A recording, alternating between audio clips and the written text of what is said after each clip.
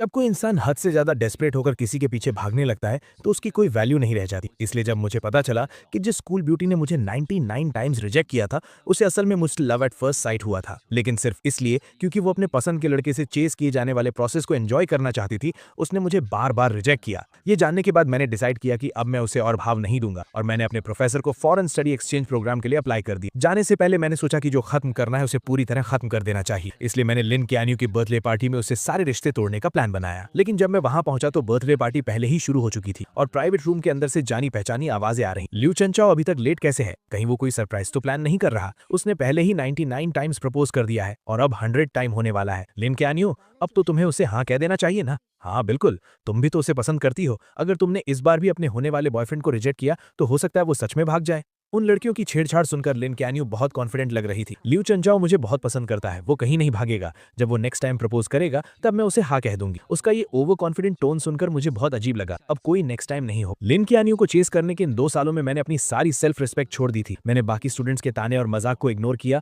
और हर रोज उसे खुश करने के लिए नए नए तरीके आजमाए, लेकिन मेरे सच्चे प्यार का कभी कोई जवाब नहीं मिला। मैंने कई बार गिव अप करने का भी सोचा और न जाने कितनी रातें अकेले रोते हुए गुजारी, लेकिन अगले दिन मैं फिर से हिम्मत जुटाकर उसके पीछे लग जाता था। यहाँ तक कि उसके करीब रहने के लिए मैंने उस फॉरेन एक्सचेंज स्टूडेंट प्रोग्राम को भी लगभग छोड़ ही गया था, जिसे पाना बहुत मुश्किल था। जब तक कि उस दिन मैंने गलती से लिन कैन्यू का फोन नहीं देख लिया। तब मुझे पता चला कि लिन कैन्यू को भी मुझसे लव एट फर्स्ट साइट हुआ था। उसने मेरा contact name dear husband save किया हुआ था और उसकी गैलरी में मेरी हजारों फोटोज थी। लेकिन ये जानने के बाद कि वो भी मुझे पसंद करती है, मुझे बिल्कुल भी खुशी नहीं हुई, बल्कि मुझे बहुत गुस्सा आया और सब कुछ एक मजाक लगने लगा। मैं थक चुका हूँ, मैंने हार मान ली है। अब मैं बस जाना चाहता हूँ और लिन कैन्यू की दुनिया से हमेशा के लिए गायब होना चाहता हूँ। जैसे ही मैंने दरवाजा खोला, रूम के अंदर की बातें अचानक रुक गईं। सबने बड़ी चालाकी से मुंह घुमा लिया और दूसरी बातें करने लगे, जैसे उन्होंने मुझे देखा ही ना हो। लिन कैन्यू ने भी अपनी ड्रिंक उठाई और गेम में शामिल हो गई। उसने एकदम कोल्ड सा फेस बना रखा था और मेरी तरफ देखा तक नहीं। मैंने उसकी तरफ देखा और मुझे मानना पड़ा कि उसकी एक्टिंग सच में कमाल की थी। पूरे रूम के लोगों के मुझे इग्नोर करने पर भी मुझे बिल्कुल बुरा नहीं लगा। मैं चुपचाप जाकर कॉर्नर की एक खाली सीट पर बैठ गया। अगले 1 घंटे तक सब लोग आपस में बातें करते रहे और मजे करते रहे, लेकिन मैं वहीं बैठकर अकेले अपना फोन चलाता रहा, जैसे कि मैं वहां हूं ही नहीं। पहले जब भी लिन कैन्यू सामने आती थी तो मैं किसी भी तरह उसके पास जाने का मौका ढूंढता था और उसका अटेंशन पाने के लिए अलग अलग टॉपिक्स पर बात करता था। इस बर्थडे पार्टी के लिए भी मैंने उसे बहुत मनाया था और कई लोगों से सिफारिश करवाई थी, तब जाकर उसने मुझे इन्वाइट किया था। नॉर्मली जो चीज इतनी मुश्किल से मिले उसकी ज्यादा कद्र होनी चाहिए, लेकिन मेरा ये रिलैक्स्ड एटीट्यूड देखकर ऐसा लग रहा था जैसे मुझे उसके बर्थडे की कोई परवाह ही नहीं। मेरा ये पहले से एकदम अलग और कोल्ड बिहेवियर देखकर लिन कैन्यू आखिरकार खुद को रोक नहीं पाई और उसने छुप छुप कर मुझे कई बार देखा। बर्थडे सॉन्ग गाने और केक काटने के बाद जल्द ही गिफ्ट देने का टाइम आ गया। मैंने सबका वेट की कि सब अपने गिफ्ट्स दे दें। फिर मैं आराम से खड़ा हुआ और अपने बैग से कैलेंडर निकालकर उसे दे दिया। वहां मौजूद सभी लोग हैरानी से मुझे देखने लगे, क्योंकि वो कैलेंडर बस एक हाथ के साइज का था और उसमें सिर्फ 30 पेजेस थे। वो देखने में बहुत ही सस्ता लग रहा था। मुझे फर्क नहीं पड़ा कि बाकी लोग क्या सोच रहे हैं। मैंने बस लिन चैनियो की तरफ देखा और आराम से कहा, लिन चैनियो, आज से तुम हर दिन इसका एक पेज फाड़ना। जब तुम आखिरी पेज पर पहुंचोगी तो तुम्हारे लिए एक सरप्राइज होगा और वही मेरा तुम्हारे लिए लेट बर्थडे गिफ्ट है। ये सुनते ही उसके कुछ रूममेट जोर जोर से हंसने लगे। 100th टाइम प्रपोज करने का प्लान है क्या? तुम में सच में बहुत हिम्मत है। 2 साल हो गए और तुम अभी भी लगे हुए हो। तुम सच में चियानियो को बहुत पसंद करते हो ना? उनकी इन बातों को सुनकर लिन चियानियो ने भी यही सोचा कि ये 100th प्रपोजल का काउंटडाउन कैलेंडर है। उसके होंठों पर हल्की सी स्माइल आई, लेकिन उसने तुरंत उसे छुपा लिया और फिर से अपना कोल्ड फेस बना लिया। मैंने बस ये कहा था कि जब तुम 100 टाइम्स प्रपोज कर लोगे तब मैं इसके बारे में सोचूंगी। मैंने ये नहीं कहा था कि मैं पक्का हाँ कह दूंगी। मुझे पता था कि वो सब गलत समझ रहे थे। आखिरी पेज फाड़ने वाला दिन मेरे प्रपोज करने का दिन नहीं था, बल्कि वो दिन था जब मैं उसकी दुनिया से पूरी तरह गायब होने वाला था। मैंने कुछ एक्सप्लेन नहीं किया, बस हल्का सा हंसा और बोला, लिन चियानियो, मैं इतने टाइम से तुम्हारे पीछे हूँ लेकिन तुम्हें इंप्रेस नहीं कर पाया। मैं सच में जानना चाहता हूँ कि आखिर तुम्हारा आइडियल टाइप कैसा है। मेरे ये पूछते ही पूरा रूम शांत हो गया और सब उसकी तरफ एक अजीब सी नजरों से देखने लगे। लिन चियानियो ने मेरी तरफ घूर कर देखा, कुछ सेकंड्स तक चुप रही और फिर धीरे से बोली, मेरा आइडियल टाइप। उसने अभी बात शुरू ही की थी कि बंद दरवाजा अचानक खुला और सबका अटेंशन उस तरफ चला गया। सबकी नजरों के सामने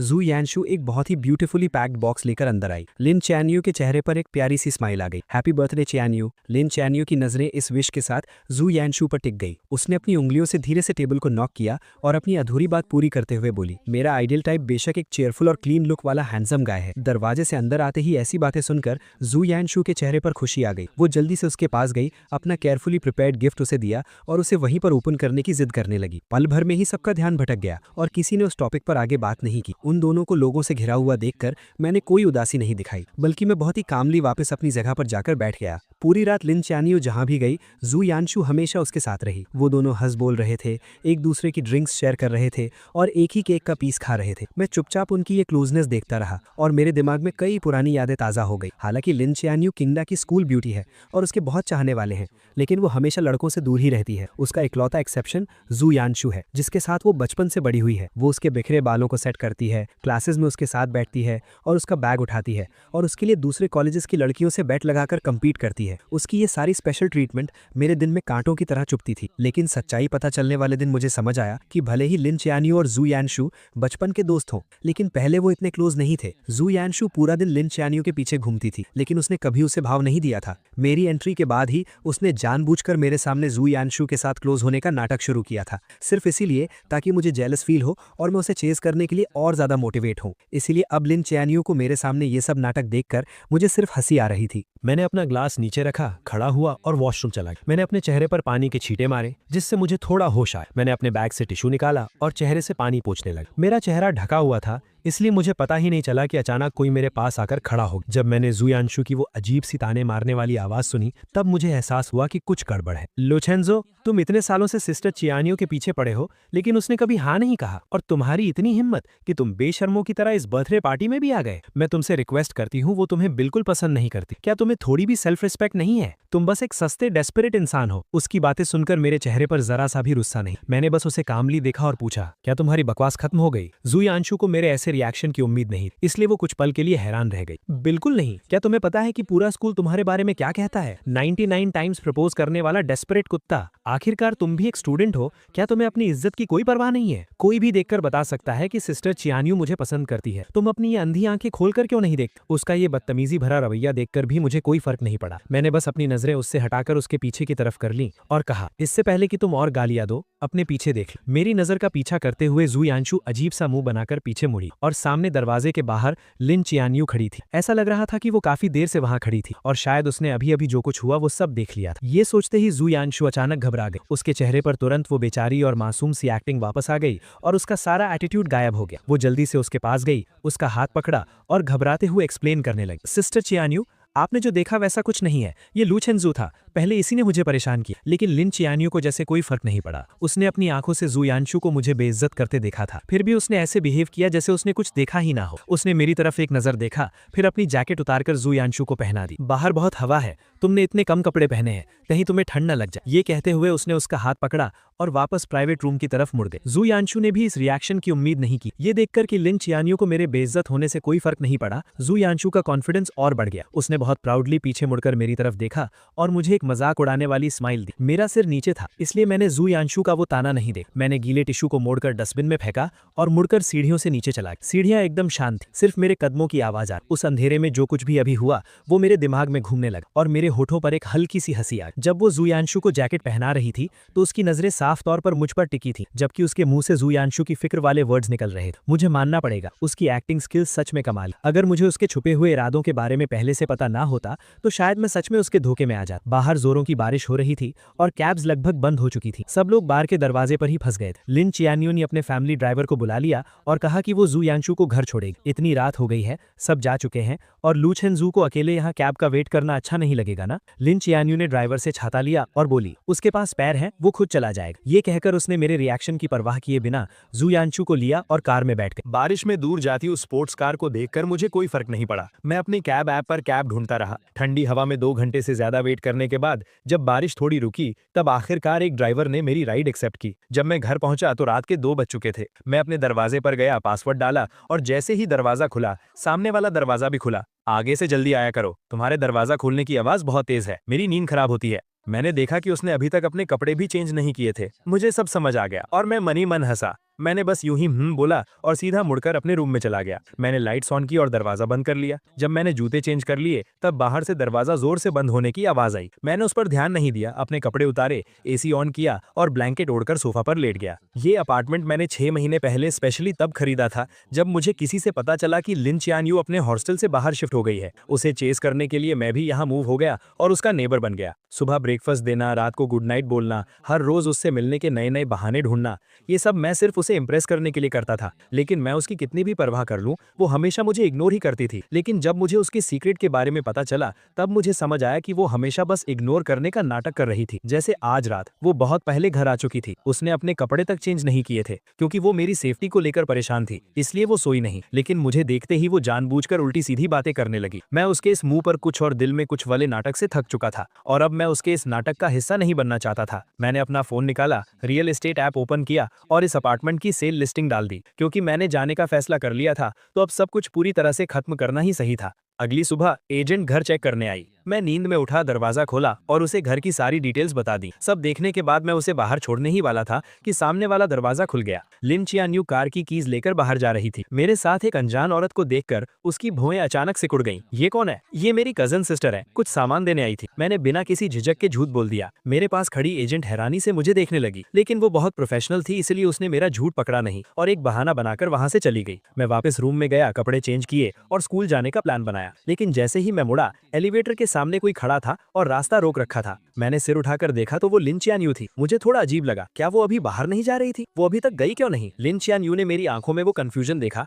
और थोड़ी ऑकवर्ड होते हुए बोली, आज मैं तुम्हें स्कूल ड्रॉप कर दूंगी। मुझे समझ नहीं आ रहा था कि आज वो एक अलग इंसान की तरह बिहेव क्यों कर रही है, तो मैंने सिर हिलाकर मना कर दिया। लेकिन वो किसी बीमार इंसान की तरह मुझे ड्रॉप करने की जिद करने लगी। उसने बहुत से बहाने बनाए, लेट होने से लेकर रास्ते में पढ़ने तक। जब लगा कि वो एनवायरनमेंट सेव करने वाला बहाना भी देने ही वाली है, तो मैं उससे बहस नहीं कर पाया। मैं और टाइम वेस्ट नहीं करना चाहता था, इसलिए मैं मान गया। पूरे रास्ते हम दोनों ने एक शब्द भी नहीं बोला। कार के अंदर एकदम सन्नाटा था। उसे मेरी बकबक सुनने की आदत थी। अब मुझे इतना शांत देखकर लिन चियान्यू को बहुत अजीब लग रहा था और उसके मन में एक हैरानी सी थी। ऐसा लग रहा था कि ये उसका वहम नहीं है, मैं इन कुछ दिनों में सच में बदल गया हूँ और ये बदलाव उसे अंदर ही अंदर घबरा रहा था। जब हम स्कूल पहुंचे, मैंने अपनी सीट बेल्ट खोली, बस थैंक यू कहा और पहले ही बाहर निकल गया। मैं तेजी से स्कूल गेट के अंदर गया और मैंने नोटिस किया कि वहां से गुजरने वाला हर इंसान मुझे एक बहुत अजीब नजर से घूर रहा है। यही लू चेंजू है, हाँ वही जो ट्रेंडिंग टॉपिक में है। कितनी शर्म की बात है। ये अजीब बातें सुनकर मैंने जल्दी से अपना फोन चेक किया और मुझे मेरे कुछ फ्रेंड्स के भेजे हुए लिंक्स दिखे। मैंने लिंक ओपन किया और देखा कि किसी ने लिन ख्यानयू को चेस करने की मेरी पूरी कहानी गॉसिप पेज पर डाल दी थी और वो ट्रेंड कर रही थी। उस चिंग द डेस्परेट डॉग वाले टाइटल को देखकर मैं एकदम हैरान रह गया। उस टाइटल के अंदर सबसे पॉपुलर पोस्ट वही थी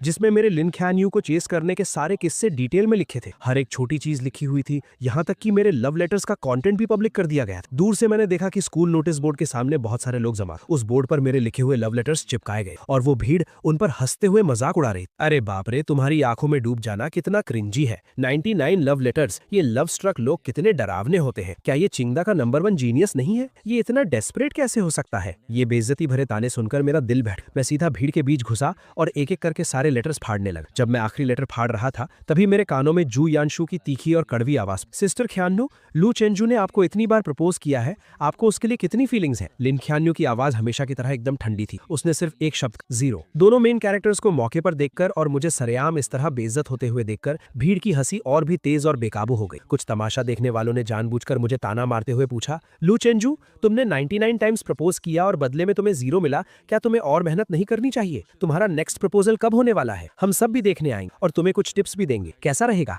मैंने अपने हाथों में उन फटे हुए लव लेटर्स को कसकर पकड़ ली, इतनी जोर से कि मेरी उंगलियां सफेद पड़ गई। कुछ बातें मेरे होठों तक आईं और मैं कुछ बोलने ही वाला था, लेकिन चारों तरफ से मुझे घूरती उन नजरों को देखकर मैंने खुद को रोक लिया। मैंने अपने हाथों में उन लेटर्स को हवा में ऊंचा उठाया जैसे कोई बैटल फ्लैग लहरा रहा हो और जोर से अनाउंस, ठीक है, 100वां प्रपोजल, स्कूल के सेंट्रल स्क्वायर में 3 दिसंबर की सुबह 9 बजे। पूरे स्कूल के स्टूडेंट्स अपने दोस्तों के साथ इसे देखने के लिए इन्वाइटेड है। ये कहने के बाद मैंने परवाह नहीं की कि वहां खड़े लोग क्या रिएक्शन दे रहे हैं। मैं अपना सिर ऊंचा करके पूरे कॉन्फिडेंस के साथ वहां से चला गया। उस सुबह मैं अपनी क्लासेस में नहीं गया। मैं वापस घर आ गया और मैंने अपने पास रखे उन सभी लव लेटर्स को एक एक करके फाड़ा, उन्हें जलाकर राख कर दिया और फिर फ्लश कर दिया। वीकेंड पर एक क्लब जो काफी टाइम से इनएक्टिव था, उसने अचानक मीटअप का मैसेज भेजा। मुझे वैसे भी अपनी क्लब रेजिग्नेशन एप्लीकेशन देनी थी, तो मैं वहां चला गया। लेकिन जैसे ही मैंने दरवाजा खोला, मैंने देखा कि लिन ख्यान्यू, जो कभी इन इवेंट्स में नहीं आती थी, वो भी आज हैरानी से वहां मौजूद। मैंने उसे इग्नोर किया और सीधा कॉर्नर में जाकर बैठ गया। मुझे देखते ही जू यानशु के कुछ दोस्तों ने नाटक शुरू कर। ख्यान्यू यहाँ आने के लिए कैसे मान गई? बेशक इसीलिए क्योंकि यानशु को पार्टी करना पसंद है। सब जानते हैं कि हमारी स्कूल ब्यूटी सिर्फ यानशु की बात मानती। मुझे उनके इन सस्ते नाटकों में कोई इंटरेस्ट नहीं, इसलिए मैंने बस कुछ ऑरेंजेस लिए और उन्हें छीलकर खाने। जब सब लोग जमा जमा हो गए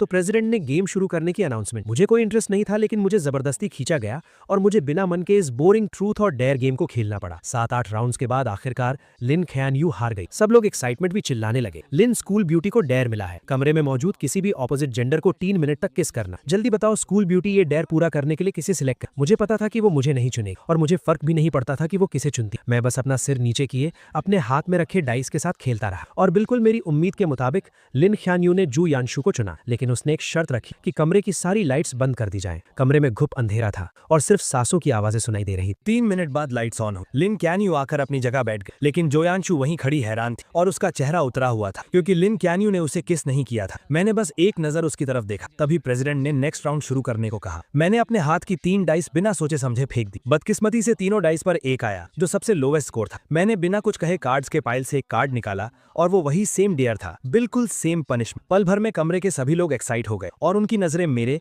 लिन क्यान्यू और जोयांशु के बीच घूमने लगी। मैंने ऐसे प्रिटेंड किया जैसे मैं कुछ देख ही नहीं रहा। मैंने गेम का पॉइंटर घुमा दिया और वो मेरे सामने बैठी एक जूनियर गर्ल पर जाकर रुका। सबको लगा कि मैं पीछे हटने वाला हूँ। मैंने उस जूनियर से कहा, सॉरी, तुम्हें थोड़ी परेशानी होगी। वो जूनियर एकदम कंफ्यूज थी और बस खड़ी होने ही वाली थी कि अचानक लिन क्यान्यू झटके से खड़ी हुई और उसने अपनी चेयर को लात मारकर गिरा दी। जब किसी को समझ नहीं आ रहा था कि क्या हुआ, उसने ठंडे स्वर में बात काटते हुए कहा, बहुत देर से खेल रहे हैं, मैं थक गई हूँ, अब ब्रेक का टाइम है ना। उसके रूममेट्स भी हाँ में हाँ मिलाने लगे तो प्रेसिडेंट को मजबूरन पनिशमेंट को होल्ड पर रखना पड़ा। ब्रेक के दौरान कुछ लड़कियों ने कहा कि उन्हें भूख लगी। रूममेट्स तुरंत कमरे के लड़कों को नीचे खाने पीने का सामान लाने के लिए ले गए और उन्हें गए हुए 20 मिनट हो गए। उन्हें वापस आता ना देख प्रेसिडेंट और वेट नहीं करना चाहता था, इसलिए उसने गेम कंटिन्यू करने की अनाउंसमेंट की। मैंने अपना फोन नीचे रखा और चारों तरफ देखा। तब मुझे पता चला कि वो जूनियर वहां नहीं थी। सच कहूं तो लिन क्यान्यू को छोड़कर वहां कोई भी लड़की नहीं थी। मुझे गेस करने की जरूरत नहीं थी, मुझे पता था कि ये लिन क्यान्यू ने जानबूझकर किया है, लेकिन मैं उसके प्लान को सक्सेसफुल नहीं होने देना चाहता था। इसलिए मैंने अपने सामने रखा 500 ml का ग्लास उठाया और सबकी तरफ इशारा किया। मैंने जिस पार्टनर को सिलेक्ट किया था वो जा चुका, इसलिए गेम के रूल्स के हिसाब से मैं ड्रिंक खत्म करके अपनी पनिशमेंट पूरी करूंगा। ये कहने के बाद मैंने बिना कोई एक्सप्रेशन बदले पूरा ग्लास एक सांस में खत्म कर दी। लिन क्यान्यू को उम्मीद नहीं थी कि मैं उसे चुनने के बजाय ड्रिंक पीना चूज करूंगा। उसका चेहरा तुरंत गुस्से से डार्क हो गया। उसने मेरी तरफ देखा जिसका चेहरा अब लाल हो रहा था और अपने हाथ में पकड़े डाइस को इतनी जोर से दबाया कि उससे आवाज आने लगी। आधे लोगों के चले जाने के बाद गेम में कोई मजा नहीं बचा था, इसलिए वो पार्टी वहीं खत्म हो गई। मैं नशे में झूमता हुआ सबके जाने का वेट करता रहा। फिर मैंने अपने बैग से क्लब रेजिग्नेशन एप्लीकेशन निकाली और प्रेसिडेंट को दे दी। दीवार के सहारे मैं नीचे जाने की कोशिश करने लगा। मैं सीढ़ियों के पास पहुंचा ही था कि मुझे धुंधला धुंधला जोयांशु दिखाई दी। मैं उसे इग्नोर करके साइड से निकलने ही वाला था कि उसने मेरा हाथ जोर से पकड़ लिया। उसकी आंखों में बहुत गुस्सा था। अभी लाइट्स ऑन होने के बाद तुमने मुझे उस अजीब नजरों से क्यों देखा था? मैं तुम्हें बता दूं, भले ही सिस्टर क्यान्यू में मुझे किस नहीं किया, उसका भी एक रीजन था। वो मेरी रिस्पेक्ट करती है। उसकी बातें सुनकर मेरी हंसी छूटने ही वाली थी, लेकिन मुझे पता था कि इस वक्त मैं कुछ भी कहूं जोयांशु नहीं समझेगी, इसलिए मैंने बस अपना सिर हिलाया और कहा, तुम बिल्कुल सही कह रही हो। ये कहकर मैंने उसका हाथ छुड़ाया और जाने लगा, लेकिन जोयांशु ने मुझे और जोर से पकड़ लिया और लगातार मुझे गालियां देने लगी। हम दोनों के बीच धक्का मुक्की होने लगी। मेरे पैर वैसे ही लड़खड़ा रहे थे और उसके खींचने की वजह से मेरा बैलेंस बिगड़ गया। मैं सीधा पीछे की तरफ गिरा और उन ऊंची सीढ़ियों से नीचे लुढ़कता चला गया। जोयांशु भी घबरा गई और उसका बैलेंस बिगड़ गया, जिससे वो भी मेरे साथ सीढ़ियों से नीचे गिर गई। ऊपर से गिरने की आवाज सुनकर जो स्टूडेंट्स अभी ज्यादा दूर नहीं गए थे वो तुरंत मुड़े और वापस भागे। हम दोनों को इतनी बुरी तरह घायल देखकर सब घबरा गए। आखिर में लिन क्यान्यू ने किसी को कॉन्टैक्ट किया और हमें अपने फैमिली हॉस्पिटल भेज दिया। चेकअप के बाद डॉक्टर ने बताया कि मेरी हड्डी क्रैक हो गई है और अगर टाइम पर सर्जरी नहीं हुई तो मैं हमेशा के लिए डिसेबल्ड हो सकता हूँ। जब से उसे पता चला कि हमें चोट लगी है, उसकी नजरें मुझसे एक पल के लिए भी नहीं हटी। मेरे पीले पड़े चेहरे और माथे से टपकते पसीने को देखकर ऐसा लग रहा था जैसे वो भी मेरे दर्द को फील कर रही थी और उसका दिल भी दर्द से तड़प रहा था। ऑपरेशन थिएटर रेडी था, लेकिन हॉस्पिटल में अभी सिर्फ एक ही एक्सपर्ट डॉक्टर मौजूद था जो ये सर्जरी कर सकता था। लिन क्यान्यू को डिसाइड करना था कि पहले सर्जरी किसकी होगी। उसने बिना सोचे मेरी तरफ देखा और मेरी नजरें भी उसी पर थी। मेरी उन आंखों में अब पहले वाला प्यार और पागलपन नहीं था, बस एक मरे हुए तालाब जैसी शांति थी। मेरी उस नजर को देखकर लिन क्यान्यू का दिल जोर से कांप उठा। मिस, प्लीज जल्दी डिसाइड कीजिए, पहले की सर्जरी करनी है। मैं स्ट्रेचर पर अपने पीले पड़े चेहरे के साथ लेटा हुआ था। बेहोश होने से ठीक 1 सेकंड पहले मैंने लिन क्यान्यू को पूरे कॉन्फिडेंस के साथ एक नाम लेते हुए सुना, जोयांशु। पहले जोयांशु को बचाओ। जल्दी ही डॉक्टर्स जोयांशु को ऑपरेशन थिएटर में ले गए। जैसे ही वो दरवाजा बंद हुआ मैं पूरी तरह से बेहोश हो गया। जब मुझे दोबारा होश आया तब तक एक दिन बीत चुका था। आंखें खोलते ही सबसे पहले मैंने अपने पैरों को हाथ लगाकर चेक किया। जब मुझे फील हुआ कि मेरे पैर अभी भी सही सलामत हैं, तब जाकर मैंने चैन की सांस ली। मेरी आंखों से खुशी के आंसू छलक पड़े। थैंक गॉड, मैं डिसेबल्ड नहीं हुआ। खबर मिलते ही मेरे पेरेंट्स तुरंत आ गए और मुझे टॉप फ्लोर के वीआईपी वार्ड में शिफ्ट कर दिया, जहां वो मेरी देखभाल करने लगे। 2 घंटे बाद जू यांशु को मेरे ठीक सामने वाले वार्ड में शिफ्ट किया गया। लिन क्यून्यू खुद उसका हाथ पकड़कर उसे अंदर लेकर आई। चेकअप्स में आसानी हो इसलिए दोनों वार्ड्स के दरवाजे खुले हुए थे और मैं सामने वाले वार्ड में जो कुछ भी हो रहा था वो सब साफ साफ सुन सकता था। जू यांशु दर्द से परेशान थी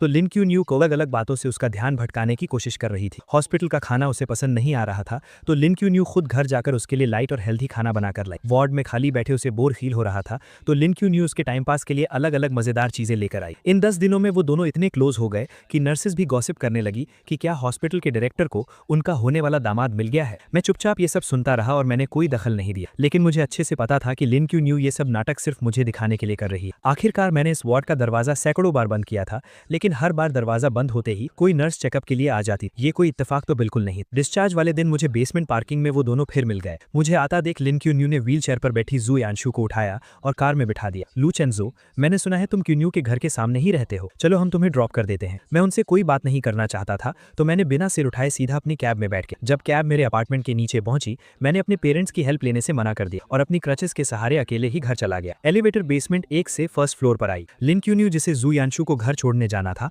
वो अचानक एलिवेटर के अंदर आ गई। हम दोनों ने एक दूसरे को देखा लेकिन किसी ने कुछ नहीं कहा। एलिवेटर 17th फ्लोर पर रुकी। लिन क्यून्यू दरवाजे के पास खड़ी थी और बाहर नहीं जा रही, इसलिए मुझे अपनी क्रचेस के सहारे थोड़ा घूमकर पहले बाहर निकलना पड़ा। मैं धीरे चल रहा था लेकिन मेरे पीछे आ रही लिन क्यून्यू मुझसे भी धीरे चल रही। मैं फील कर सकता था कि उसकी नजरें मुझ पर ही टिकी थी। जब मैं दरवाजे पर पहुंचा मैंने पासवर्ड डालना चाहा लेकिन अचानक मेरी क्रच जमीन पर गिर गई। मुझे दीवार के सहारे धीरे धीरे नीचे झुकना पड़ा। जैसे ही मैंने अपनी क्रच पकड़ी अचानक मेरे सामने एक परछाई सी आई। लिन कैन यू भी नीचे बैठ गई थी, शायद मेरी क्रच उठाने के लिए, लेकिन जैसे ही उसकी नजर मुझसे मिली उसने अपना हाथ पीछे खींच लिया और अपने खुले हुए शूलेस बांधने का नाटक करने लगी। मेरे चेहरे पर एक मजाक उड़ाने वाली स्माइल आ गई। मैंने अपनी क्रच उठाई, धीरे धीरे खड़ा हुआ और रूम के अंदर चला गया। घर पर लंबे समय तक रेस्ट करने के बाद फाइनल एग्जाम्स का टाइम आ गया। हालांकि मुझे जल्द ही विदेश जाना था लेकिन अब मैं थोड़ा चल सकता था, इसलिए मैंने एग्जाम पोस्टपोन करने की एप्लीकेशन नहीं दी और एग्जाम देने चला गया। लेक्चर हॉल में बहुत सीढ़ियां थी और मेरे पैरों की चोट अभी पूरी तरह ठीक नहीं हुई थी, इसलिए मैं बीच में फर्स्ट रो में बैठ गया। थोड़ी देर में लिन क्यान यू जू यांशु को सहारा देकर अंदर लाई। मुझे देखते ही जू यांशु ने तुरंत नाटक शुरू कर दिया कि उसके पैर में दर्द है और उसे फर्स्ट रो में ही बैठना है। लिन क्यान यू उसे मेरे बगल वाली सीट तक ले आई और खुद दीवार के साथ वाली सीट पर बैठ गए। एग्जाम जल्द ही शुरू हो गया। जू यांशु ने वेट किया और जैसे ही टीचर आखिरी सीढ़ी से नीचे उतरा उसने चुपके से पेपर की एक चिट मेरी डेस्क पर फेंक दी जो बीच के आयल से पार होकर मेरे पास आई। मेरा पेन पकड़ा हुआ हाथ रुक गया। मुझे कुछ समझ आता उससे पहले ही टीचर मुड़ा और उसने मुझे डांट दी। एग्जाम से पहले ही मैंने बार बार कहा था कि मार्क्स कम आए तो चलेगा लेकिन कैरेक्टर पर कोई सवाल नहीं उठना चाहिए। चीटिंग बिल्कुल अलाउ नहीं और तुमने जानबूझकर ये गलती की है। लू चेन चाओ, तुम्हारा एग्जाम कैंसिल किया जाता है। तब जाकर मुझे समझ आया कि यू यांशु का असली प्लान क्या था, लेकिन मैं चुपचाप ये इल्जाम अपने सिर नहीं लेना चाहता था। मैं तुरंत खड़ा हुआ और अपने डिफेंड में कहा कि सीसीटीवी फुटेज चेक किया जाए। बदकिस्मती से सुबह ही टीचिंग बिल्डिंग की इलेक्ट्रिसिटी कट गई थी, इसलिए क्लास का सीसीटीवी कैमरा चालू नहीं था। यू यांशु के चेहरे पर हैरानी से खुशी में बदलते हुए एक्सप्रेशन को देखकर मुझे बहुत गुस्सा आ रहा था। लिन क्यान यू यांशु के बगल में बैठी और उसने सब कुछ अपनी आंखों से देखा था। टीचर भी किसी बेकसूर को सजा नहीं देना चाहता था, इसलिए उसने तुरंत लिन क्यान यू को आगे बुलाया। किंगडा की टीचिंग बिल्डिंग लिन फैमिली ने ही इन्वेस्ट की थी। लिन क्यान यू को किसी की चापलूसी करने की जरूरत नहीं और वो हमेशा फेयर रहती, इसलिए टीचर्स और स्टूडेंट्स के बीच उसकी बात को बहुत अहमियत दी जाती। पूरी बात सुनने के बाद लिन क्यान यू ने आंखें उठाकर मुझे देखा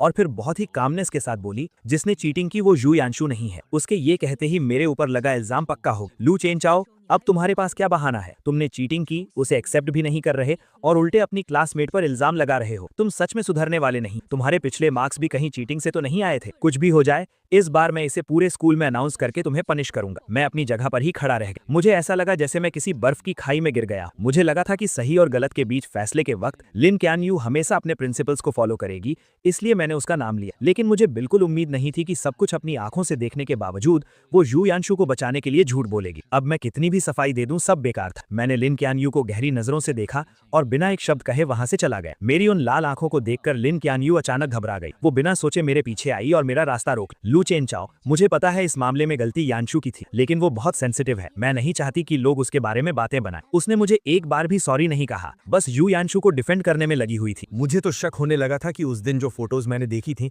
वो कहीं कोई सपना तो नहीं था। तो इसी वजह से तुमने मुझे फंसाने में उसकी मदद की। वो लोगों के ताने नहीं सह सकती लेकिन मैं सह सकता हूँ, है ना? लिन चैन यू, तुम्हें लगता है कि मैंने तुम्हें 99 टाइम्स प्रपोज किया है तो मैं बहुत बेशर्म हूँ और मैं इतना स्ट्रांग बन चुका हूँ कि मुझे किसी की बातों से कोई फर्क नहीं पड़ता। मेरी ये हालत देखकर लिन चैन यू की बाई आंख फड़कने लगी। उसने सीधा मेरा हाथ पकड़ा और बोली, मेरा वो मतलब नहीं था, ये सिर्फ एक एग्जाम है, क्रेडिट्स बाद में मेकअप किए जा सकते हैं। आज तुम्हारे साथ जो भी नाइंसाफी हुई है, मैं आगे चलकर उसे ठीक करने का कोई ना कोई रास्ता निकाल लूंगी। ठीक करना? तुम तो मुझे पसंद भी नहीं करती, फिर इसे कैसे ठीक करोगी? मेरा ये मजाक उड़ाने वाला टोन सुनकर लिन चैन यू का दिल बैठ गया और वो लगभग अपने दिल की बात बोलने ही वाली थी। किसने कहा मैं पसंद नहीं करती? ये बोलते ही उसे एहसास हुआ कि उसने कुछ गलत बोल दिया है। उसने जल्दी से खुद को रोका और कहा, तुम मुझ पर ट्रस्ट करो, तुम्हारे 100th प्रपोजल के दिन मैं तुम्हें सब कुछ वापस लौटा दूंगी। लिन चैन यू बस यही कहने वाली थी कि वो मेरे प्रपोजल को पक्का एक्सेप्ट कर लेगी। पहले वो इतनी आसानी से अपनी फीलिंग शो नहीं करती थी, लेकिन अब मुझे कोई फर्क नहीं पड़ता था। मैंने उसका हाथ झटक दिया और बोला, तो फिर उस कैलेंडर के पेजेस फाड़ती रहो और आखिरी दिन का वेट करो। मुझे अपना हाथ पीछे खींचते देख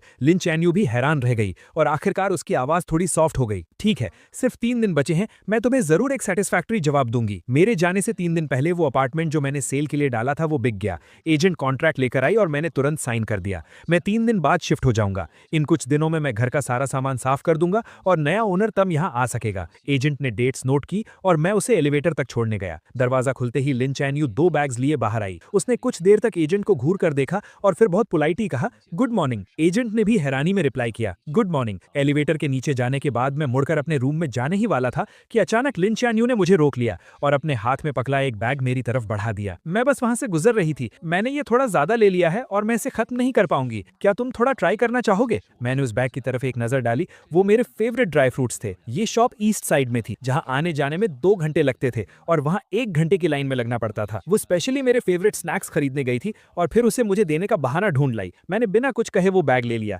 लेकिन घर के अंदर जाते ही मैंने उस बैग को हवा में उछालकर फेंक दिया और वो सीधा डस्टबिन में जाकर गिरा। जाने से 2 दिन पहले मैं प्रिंटिंग शॉप गया और मैंने हजारों रुपए खर्च करके 5 उंगलियों के साइज के 10,000 कार्ड्स प्रिंट करवाए। मैं अपने पुराने हॉस्टल गया और अपने रूममेट्स को एक काम दिया। मैंने उनसे कहा कि 3 तारीख को वो मेन बिल्डिंग की छत पर जाएं और इन कार्ड्स को पूरे स्क्वायर पर उड़ा दें। रूममेट्स को भी पता था कि हाल ही में क्या हुआ है। मुझे अभी भी हार न मानता देख वो सब मुझे समझाने लगे, चंचू रहने दो ना, लिन चैन यू ने तुम्हारे साथ इतना बुरा किया, तुम खुद को और क्यों तकलीफ दे रहे हो? हाँ यार, उसने सच में बहुत गलत किया है, तुम्हारा प्यार डिजर्व नहीं करती वो। हालांकि मैं मूव ऑन कर चुका था, लेकिन अपने दोस्तों को अपनी इतनी परवाह देख मुझे बहुत अच्छा लगा। मैंने कहा, टेंशन मत लो, मुझे पता है मैं क्या कर रहा हूँ, तुम बस मेरे लिए वो कार्ड्स उड़ा देना। मैंने पहले ही एक क्लीनिंग कंपनी हायर कर ली है जो बाद में सब साफ कर देगी और मेरा प्रपोज करने का कोई प्लान नहीं है। मैं असल में हमेशा के लिए गुड बाय कहना चाहता हूँ। मेरी बातें सुनकर वो सब हैरान रह गए। उन्हें समझ नहीं आया कि मेरे दिमाग में आखिर चल क्या रहा है। मैंने उन्हें थैंक यू बोला और मुड़कर वहां से चला गया। मुझे दूर जाते देखकर मेरे रूममेट्स ने कार्ड बॉक्स खोला और उसमें से एक कार्ड निकाला। उस पर सिर्फ एक लाइन लिखी थी, लू चेनजियू अब कभी लिन शैनियो को पसंद नहीं करेगा। जाने से 1 दिन पहले मैं स्कूल गया और अपनी सारी फॉर्मेलिटीज पूरी करने के बाद घर आकर पैकिंग शुरू कर। मुझे यहाँ शिफ्ट हुए सिर्फ आधा साल हुआ था, इसलिए मेरे पास ज्यादा सामान नहीं, लेकिन जो था उसमें से ज्यादातर लिन शैनियो से जुड़ा। मैंने कुछ बॉक्सेस लिए और उन सब चीजों को उसमें भेज। वो स्कार्फ जिससे बुनने में मुझे आधा महीना लगा था, मैंने उसे उधेड़ कर सिर्फ एक धागे का गोला बना। वो सिरामिक वेस्ट जो उसने चैरिटी में दिया था और मैंने उसे बहुत मुश्किल से ऑक्शन में खरीदा। मैंने उसे तोड़कर टुकड़े टुकड़े कर दी। जो लव लेटर्स मैंने रातों को जागकर उसके लिए लिखे थे, मैंने वो सब पेपर श्रेडर बॉक्स डस्टबिन में। उन सारी चीजों के जाते ही मेरा और लिन शैनियो का सारा पास्ट खत्म। आखिर में घर में सिर्फ 2 कपड़े बचे। ये वही शर्ट और लूज ब्लैक जीन्स थी जो उसने उस दिन पहनी थी जब हम पहली बार मिले। मैंने माचिस जलाई और उन्हें जलाकर राख कर दी। जब मैं खड़ा हुआ तो मैंने देखा कि लिन शैनियो कुछ ही दूरी पर खड़ी थी। मैंने बहुत कामली उससे कहा, बस कुछ फालतू का कचरा साफ कर, और मुड़कर अपस्ट्रेस चला। अगले दिन सुबह होते ही मैं सामने वाले दरवाजे की आवाजों से उठ गया। मैंने नींद में अपनी आंखें खोली और टाइम देखने के लिए अपना फोन उठाया। तभी मैंने नोटिफिकेशन बार में लगातार आते हुए ढेरों मैसेजेस देखे। मुझे समझने में थोड़ा टाइम लगा कि ये सारे मैसेजेस 20 से ज्यादा लोगों के ग्रुप से आ रहे हैं। 1 साल पहले लिन शैनियो की पसंद जानने के लिए मैं चुपके से इस ग्रुप में जुड़ा था। मैं उस ग्रुप से लीव होना भूल गया और लिन शैनियो को भी नहीं पता था कि मैं उस इतनी सुबह सुबह जो लोग बातें कर रहे थे वो लिन शैनियो की हॉस्टल फ्रेंड्स थी। जैनियो इतनी जल्दी उठ गई, कहीं ऐसा तो नहीं कि एक्साइटमेंट के मारे तुम रात भर सोई ही नहीं? ये भी कोई पूछने की बात। वो कल रात 11 बजे से ही तैयारी में लगी। क्या इस बार सच में तुम लू चेनजियू का प्रपोजल एक्सेप्ट करने वाली हो? यहाँ तक स्क्रॉल करने के बाद मेरे हाथ रुक गए। मैंने देखा कि नीचे लिन शैनियो ने एक लंबा सा मैसेज टाइप किया हुआ था। प्रपोजल एक्सेप्ट करने की बात नहीं है, हम दोनों एक दूसरे को पसंद करते हैं तो हमारा साथ आना तो वैसे भी तय। अब ये फालतू के सवाल मत, मुझे ये बताओ कि आज कौन सी ड्रेस ज्यादा अच्छी लगे, ये वाली या ये वाली? उसके भेजी गई दर्जनों ड्रेसेस की फोटोज देखकर ग्रुप में खलबली मच गई। हे भगवान, इतनी सारी तैयारियां! क्या ये हमारी वही कोल्ड स्कूल ब्यूटी है जो लड़कों से दूर रहती थी? उन सब के रिएक्शंस के बीच लिन शैनियो ने सिर्फ एक ही रिप्लाई की, मैं उसे बहुत पसंद करती और इस जिंदगी में मुझे उसके अलावा और कोई नहीं चाहिए। ये एक लाइन देखकर मेरी हंसी छूट गई और मेरे दिमाग में पुरानी बातें घूमने लगी। उसका ये मुझे पसंद है वाला मैसेज देखकर मुझे ओ हेनरी की कहानियों की तरह एक बहुत बड़ा मजाक महसूस हुआ। वो मुझे पसंद करती थी, इसलिए उसने 99 टाइम्स मेरा प्रपोजल रिजेक्ट और मुझे सबके सामने एक मजाक बनने। वो मुझे पसंद करती थी, इसलिए वो मुझे इग्नोर करती थी और जानबूझकर दूसरे लड़कों के क्लोज जाकर मुझे जेलस फील कराती। वो मुझे पसंद करती थी, इसलिए उसने सच को झूठ में बदलकर मुझ पर झूठे इल्जाम लगाए और मेरी सच्ची फीलिंग्स को पैरों तले रौंद दिया। अगर उसका प्यार ऐसा है तो मुझे ऐसा प्यार नहीं चाहिए। ग्रुप चैट में मैसेजेस अब और तेजी से आ रहे थे। हॉस्टल में रहने वाली कुछ लड़कियों ने वहां की कुछ फोटोज भेजी। अभी बस 7 बज रहे थे, लेकिन स्क्वायर में पहले से ही बहुत भीड़ जमा हो गई। सब मेरा 100th प्रपोजल देखने आए थे। जैन्यू जल्दी आओ, कहीं ऐसा ना हो कि प्रपोजल शुरू हो जाए और तुम जो मेन हीरोइन हो तुम्हें अंदर घुसने की जगह नहीं मिले। मैं ग्रुप से बाहर निकलने ही वाला था कि मैंने देखा लिन चियन ने मुझे एक मैसेज भेजा था, मैं निकलने वाली हूँ और तुम। मैं भी निकलने के लिए तैयार हूँ, बस फर्क इतना है कि मैं हमेशा के लिए निकलने वाला हूँ। मुझे अचानक ये देखने का बहुत मन हुआ कि ग्राउंड पर उन कार्ड्स को हवा में उड़ता देखकर लिन चियन का रिएक्शन क्या हो। जब उसे पता चलेगा कि मैं देश छोड़कर जा चुका हूँ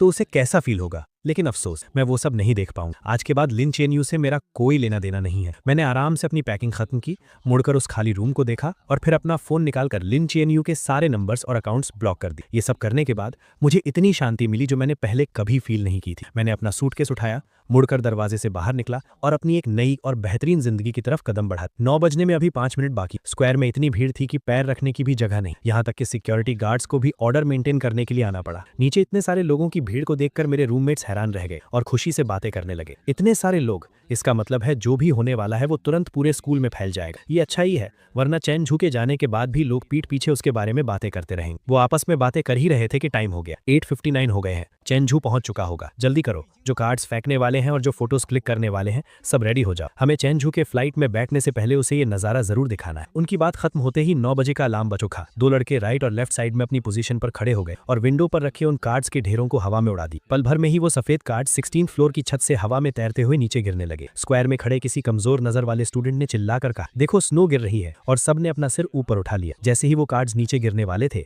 लोगों ने उन्हें पकड़ने के लिए छलांग लगाई, ये देखने के लिए कि आखिर उन पर क्या लिखा है। और स्क्वायर के बिल्कुल बीच में खड़ी लिन चियन भी अपना सिर उठाकर ऊपर देख रही थी। उसके साथ खड़ी लड़कियां भी इस नजारे को देखकर हैरान थी। वाह, ये कितने सारे हैं, कम से कम 10,000 कार्ड्स होंगे। लू चेंजू ने सच में बहुत मेहनत की। अपनी सहेलियों की ये तारीफें सुनकर लिन चियन का दिल भी उम्मीदों से भर गया। उसने अपना हाथ ऊपर किया और एक कार्ड कैच कर ली। उसने चेहरे पर स्माइल के साथ उसे पलटा, लेकिन जैसे ही उसने उस पर लिखे वर्ड्स पढ़े, उसके चेहरे की स्माइल वहीं जम गई। उसके बगल में खड़ी सहेलियां उसे चिढ़ाने के लिए आगे आईं, लेकिन कार्ड पर लिखे वर्ड्स देखकर उनकी भी आंखें फटी रह गई और वो हकलाते हुए बोली, ये इम्पॉसिबल है, पक्का कोई गलती हुई है। वो उसे दिलासा देते हुए नीचे गिरे बाकी कार्ड्स उठाने लगी और लिन चेन्यू को दिखाने लगी, लेकिन उन नए कार्ड्स पर भी बिल्कुल सेम चीज प्रिंट थी। लू चेंजू अब कभी लिन चेन्यू को पसंद नहीं करेगा। अब सब लोग सच में घबरा गए थे। उन्होंने जल्दी से अपने बगल में खड़े लोगों के हाथ से कुछ कार्ड्स छीन लिए, लेकिन उन्हें पढ़ने के बाद उनके दिलों का डर और बढ़ गया। ये कैसे पॉसिबल है? क्या ये प्रपोजल है? ये क्या बकवास लिखी? कहीं किसी ने जानबूझकर गड़बड़ तो नहीं की है? वो लोग अभी भी बहाने बना ही रहे थे कि तभी भीड़ में खड़े बाकी लोगों के हाथ में भी कार्ड्स आ गए और वो जोर जोर से चिल्लाने लगे, लू चेंजू अब कभी लिन चेन्यू को पसंद नहीं करेगा। अरे तो ये प्रपोजल नहीं था यार, सबको यहाँ बेवकूफ बनाकर बुलाया गया सिर्फ ये क्लियर करने के लिए। इतनी मेहनत से प्रमोशन किया, अब तो पूरे स्कूल को पता चल गया। लोगों की तेज होती इन आवाजों और बातों को सुनकर लिन चेन्यू के चेहरे का रंग धीरे धीरे उड़ गया। उसे ऐसा लगा जैसे किसी ने उसका दिल जकड़ लिया हो। उसके दिमाग में ऑक्सीजन की कमी होने लगी और सब कुछ ब्लैंक हो गया। उसकी आंखों में सिर्फ हैरानी और डर साफ दिखा जा सकता था। स्क्वायर में खड़े हजारों लोग पंजों के बल उठकर उसका रिएक्शन देखने की कोशिश कर रहे थे और सबकी उम्मीदों के मुताबिक उसने अपने हाथ के कार्ड्स फेंक दिए और तेज कदमों से मेन बिल्डिंग की तरफ भागने लगे। तमाशा देखने वाले लोग भी तुरंत उसके पीछे पीछे जाने लगे। आखिरी कार्ड्स का बंडल नीचे फेंकने के बाद रूममेट्स भी जाने की तैयारी कर रहे, लेकिन जैसे ही वो दरवाजे के पास पहुंचे, सामने से लिन चैन्यू आ गई। वो अपनी सहेलियों के साथ भागकर ऊपर आई और कुछ ही सेकंड्स में उनके पीछे तमाशा देखने वालों की भारी भीड़ भी वहां आ गई। लिन चैन्यू को देखकर रूममेट्स ने तुरंत उसे ताना मारना शुरू कर दी। ओहो, तो ये हमारी चिंगडा की स्कूल ब्यूटी है ना? क्या तुम कहती नहीं थी कि लू चेंजो तुम्हारे लायक नहीं है? तो फिर तुम इस बोरिंग से तमाशे में हिस्सा लेने क्यों आई हो? उनकी ये तानेबाजी सुनकर लिन चैन्यू के हाथ कसकर मुट्ठी बन गए। उसका चेहरा गुस्से से लाल हो गया और उसने पूछा, क्या ये कार्ड्स तुम लोगों ने अपनी मर्जी से नीचे फेंके हैं? अपनी मर्जी शब्द सुनकर तीनों लड़के जोर से हंस पड़े। हमारी इतनी हिम्मत कहाँ? ये सब लू चेंजो ने बहुत सारे पैसे खर्च करके प्रिंट करवाए थे और बहुत मेहनत से स्कूल तक लेकर आया था। हम तो बस उसका आखिरी काम पूरा करने वाले मजदूर हैं। ये सुनकर पीछे खड़े स्टूडेंट्स आपस में फुसफुसाने लगे। लिन चैन यू को तो लू चेंजो पसंद नहीं था ना। अब जब उस लड़के ने हार मान ली है तो ये इतनी बेचैन क्यों हो रही? तुम्हें क्या पता, नॉवेल्स की लैंग्वेज में इसे कहते हैं कि एक घमंडी लड़की का घमंड टूट गया है और अब वो अपने प्यार के पीछे भाग रही। मुझे तो लगता है कि अगर वो अब रिग्रेट कर रही है तो वो इसी लायक है। जब उसने पहले 99 टाइम्स उसे इग्नोर किया तब वो क्या कर रही थी? लोगों की ये बातें लिन चैन यू के दिल में तीखे चाकुओं की तरह चुभ रही और उन्होंने उसके लंबे समय से चले आ रहे कॉन्फिडेंस को चकनाचूर कर दी। इन 2 सालों में उसे लगा था कि वो मुझे पूरी तरह समझती है और मेरे थॉट्स और एक्शंस को इजीली कंट्रोल कर सकती, और आखिर हुआ भी वैसा ही। मेरे पिछले 99 प्रपोजल्स बिल्कुल वैसे ही खत्म हुए थे जैसे उसने सोचा था। उसे लगा था कि 100th टाइम सब कुछ खत्म हो जाएगा और मेरे और उसके बीच एक परफेक्ट हैप्पी एंडिंग हो। लेकिन जब उसे लग रहा था कि वो पूरी तरह जीत चुकी है, मैंने पूरी दुनिया के सामने उसे सबसे बड़ा झटका दिया। अब वो पहले की तरह शांत और केयरलेस होने का नाटक नहीं कर पा रही। उसकी असलियत सबके सामने आ चुकी। लू चेंजो कहाँ है? प्रेसिडेंट सू ने उसके चेहरे को देखा। उनके होठों पर मजे लेने वाली एक स्माइल आई और उन्होंने हाथ उठाकर चिड़िया के उड़ने का इशारा की। प्रपोजल खत्म हो गया तो जाहिर सी बात है वो उड़ गया। लू चैन यू को लगा कि वो मजाक कर रहा है, लेकिन आखिरी 2 वर्ड सुनकर उसके दिल की धड़कन कुछ सेकंड्स के लिए रुक गई। उड़ गया का मतलब क्या है? अचानक उसके मन में एक बहुत बुरा ख्याल आया। उसने सामने खड़े लड़कों को धक्का दिया और छत की तरफ भागी। छत बिल्कुल खाली थी, वहां कोई नहीं था और सीढ़ियों और एलिवेटर में लोगों की इतनी भीड़ थी कि मेरा नीचे जाना इम्पॉसिबल था। क्या लू चेंजो आज स्कूल नहीं आया था? ये एहसास होते ही वो बुरी तरह घबरा गई और उसे समझ नहीं आ रहा था कि वो क्या करे। सिक्योरिटी गार्ड्स ने आखिरकार मेन बिल्डिंग में फंसी सारी भीड़ को बाहर निकाला। अपनी सहेलियों के सहारे लिन चैन यू नीचे आई। उसने देखा कि 7-8 स्वीपर्स जमीन से वो कार्ड्स साफ कर रहे थे। वो बिना कुछ सोचे नीचे झुकी और एक कार्ड उठाया जिस पर जूतों के निशान छपे थे। अब जब उसने उन वर्ड्स को देखा तो उसकी फीलिंग्स बदल चुकी थी। उसका गुस्सा और हैरानी अब एक कभी ना खत्म होने वाले डर और घबराहट में बदल चुके थे। कुछ नहीं होगा चैन यू, लू चेंजो ने ये सब पक्का उस सस्पेंशन वाले मामले के गुस्से में किया होगा। तुम वापस जाओ और उसे अच्छे से एक्सप्लेन करो। अपने दिल की सारी बातें उसे बता दो। वो तुम्हें बहुत पसंद करता है, वो तुम्हें पक्का माफ कर देगा। हाँ, उसने तुम्हें 2 साल चेज किया है और 99 टाइम्स प्रपोज किया है। इस बार वो पक्का बस ऐसे ही गुस्सा दिखा रहा है। तुम उसे थोड़ा सा मना लोगी तो वो मान जाएगा। हालांकि सब लोग उसे पॉजिटिव बातें बोलकर समझा रहे थे, लेकिन लिन चैन यू के सिक्स्थ सेंस उसे बता रही थी कि इस बार सब कुछ पहले से बिल्कुल अलग है। वो अपनी उस घबराहट को रोक नहीं पा रही थी और उसे अपनी सहेलियों की बातें भी शोर लग रही थी। परेशान होकर वो सीधा कार ड्राइव करके अपार्टमेंट की तरफ निकल गई। वो मुझे ढूंढकर सब कुछ क्लियर करना चाहती थी। 10:30 पर उसने अपनी कार पार्क की और जैसे ही सोसाइटी के गेट पर पहुंची उसने डस्टबिन साफ करने वालों को देखा। अचानक उसे कल रात का वो सीन याद आ गया जब मैं जमीन पर बैठकर कुछ जला रहा था। उस वक्त भी उसे लगा था कि कुछ अजीब है, लेकिन उसने मुझसे पूछा नहीं। अब वो देखना चाहती थी कि आखिर मैंने क्या जलाया था, लेकिन गार्ड ने वहां नया डस्टबिन रख दिया था। क्लीनिंग ट्रक दूर जा चुका था तो मजबूरन लिन चैन यू हाथ में वो कार्ड लिए ऊपर चली गई। एलिवेटर का दरवाजा खुलते ही वो सामने रखे कुछ बड़े लगेज बॉक्सेस के कारण अंदर ही फंस गई। पास खड़े लड़के ने देखा कि वो बाहर नहीं आ पा रही है तो उसने जल्दी से सॉरी बोला और लगेज हटाने लगा। लिन चैन यू ने अंदाजा लगाया कि शायद ये कोई नया नेबर है जो पास वाले अपार्टमेंट में शिफ्ट हुआ है, लेकिन जैसे ही वो अपने दरवाजे पर पहुंची उसने देखा कि सामने वाला दरवाजा आधा खुला हुआ था। उसने हाथ उठाकर नॉक किया। अंदर बिल्कुल सन्नाटा था। इस अजीब सन्नाटे की वजह से लिन चैन यू की भौएं सिकुड़ गईं। वो बस दरवाजा खोलकर अंदर देखने ही वाली थी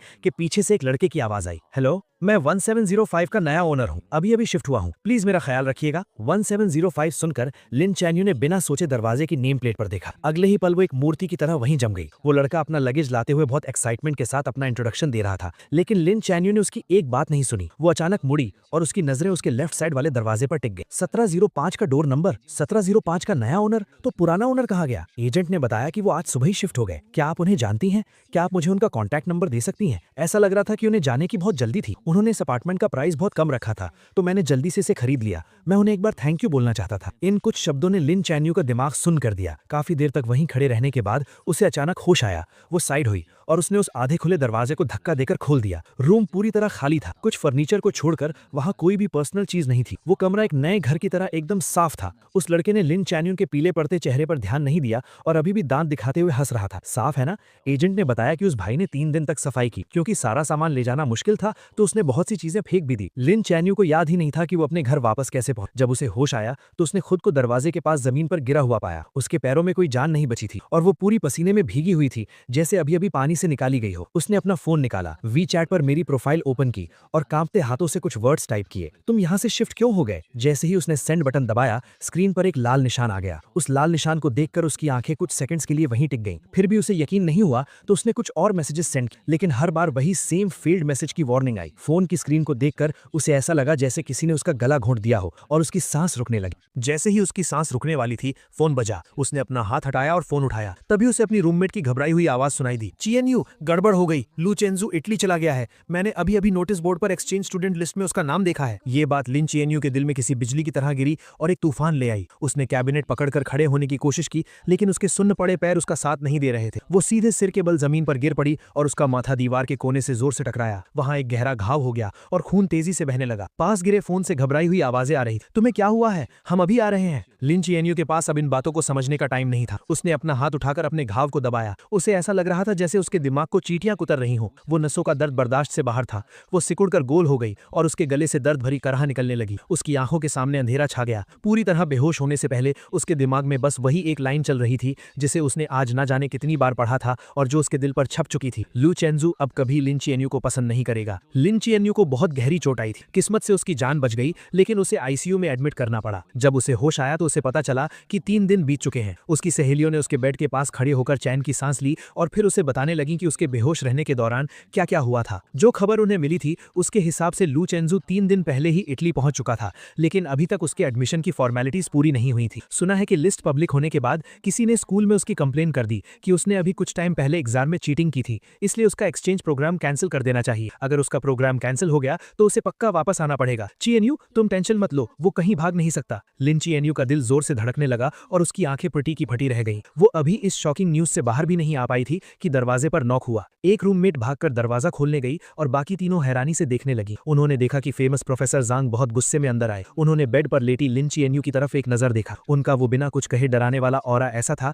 कि कोई उनसे आंख नहीं मिला पा रहा था। तुम ही लिन चिएनयू हो ना? सुना है चेंजू और जू यानचू वाले चीटिंग केस में तुमने ही गवाही दी थी। मुझे तुमसे बात करनी है। ये सुनकर रूममेट्स वहां रुकने की हिम्मत नहीं कर पाई और तुरंत वार्ड से बाहर चली गईं। धीरे धीरे बंद होते दरवाजे को देखते हुए लिन चिएनयू ने हल्का सा अपना सिर उठाया। हाँ, मैंने ही गवाही दी थी। ये जवाब सुनते ही प्रोफेसर जांग का चेहरा गुस्से से लाल हो गया और उन्होंने अपनी आवाज तेज करते हुए कहा, चेंजू ने मुझे बताया कि तुमने झूठी गवाही दी है। इतने बड़े मामले में तुमने झूठ बोलने की हिम्मत कैसे की? क्या तुम्हें पता भी है कि इसका उसके फ्यूचर पर क्या असर पड़ेगा? अगर ऑफिशियल नोटिस आ गया और ऊपर से जो कंट्रोवर्सी तुम्हारे कारण इंटरनेट पर हुई थी उसे मिला दें तो उसकी पूरी जिंदगी तुम्हारे हाथों बर्बाद हो जाएगी। वो तुम्हें पसंद करता है, लेकिन अपने दिल पर हाथ रखकर बताओ, क्या इन 2 सालों में उसने कभी तुम्हारे साथ कुछ बुरा किया है? क्या तुम उससे इतनी नफरत करती हो कि उसे पूरी तरह से बर्बाद करना चाहती हो? अगर तुम्हारे अंदर थोड़ी सी भी इंसानियत बची है तो तुरंत स्कूल एडमिनिस्ट्रेशन के पास जाकर उन्हें सच बताओ। ये बातें सुनकर लिन चिएनयू का दिमाग सुन्न हो गया और उसका दिल घबराहट से तेज धड़कने लगा। उस वक्त वो बस इस बात से गुस्सा थी कि मैंने क्लब पार्टी में उसे चूज नहीं किया था।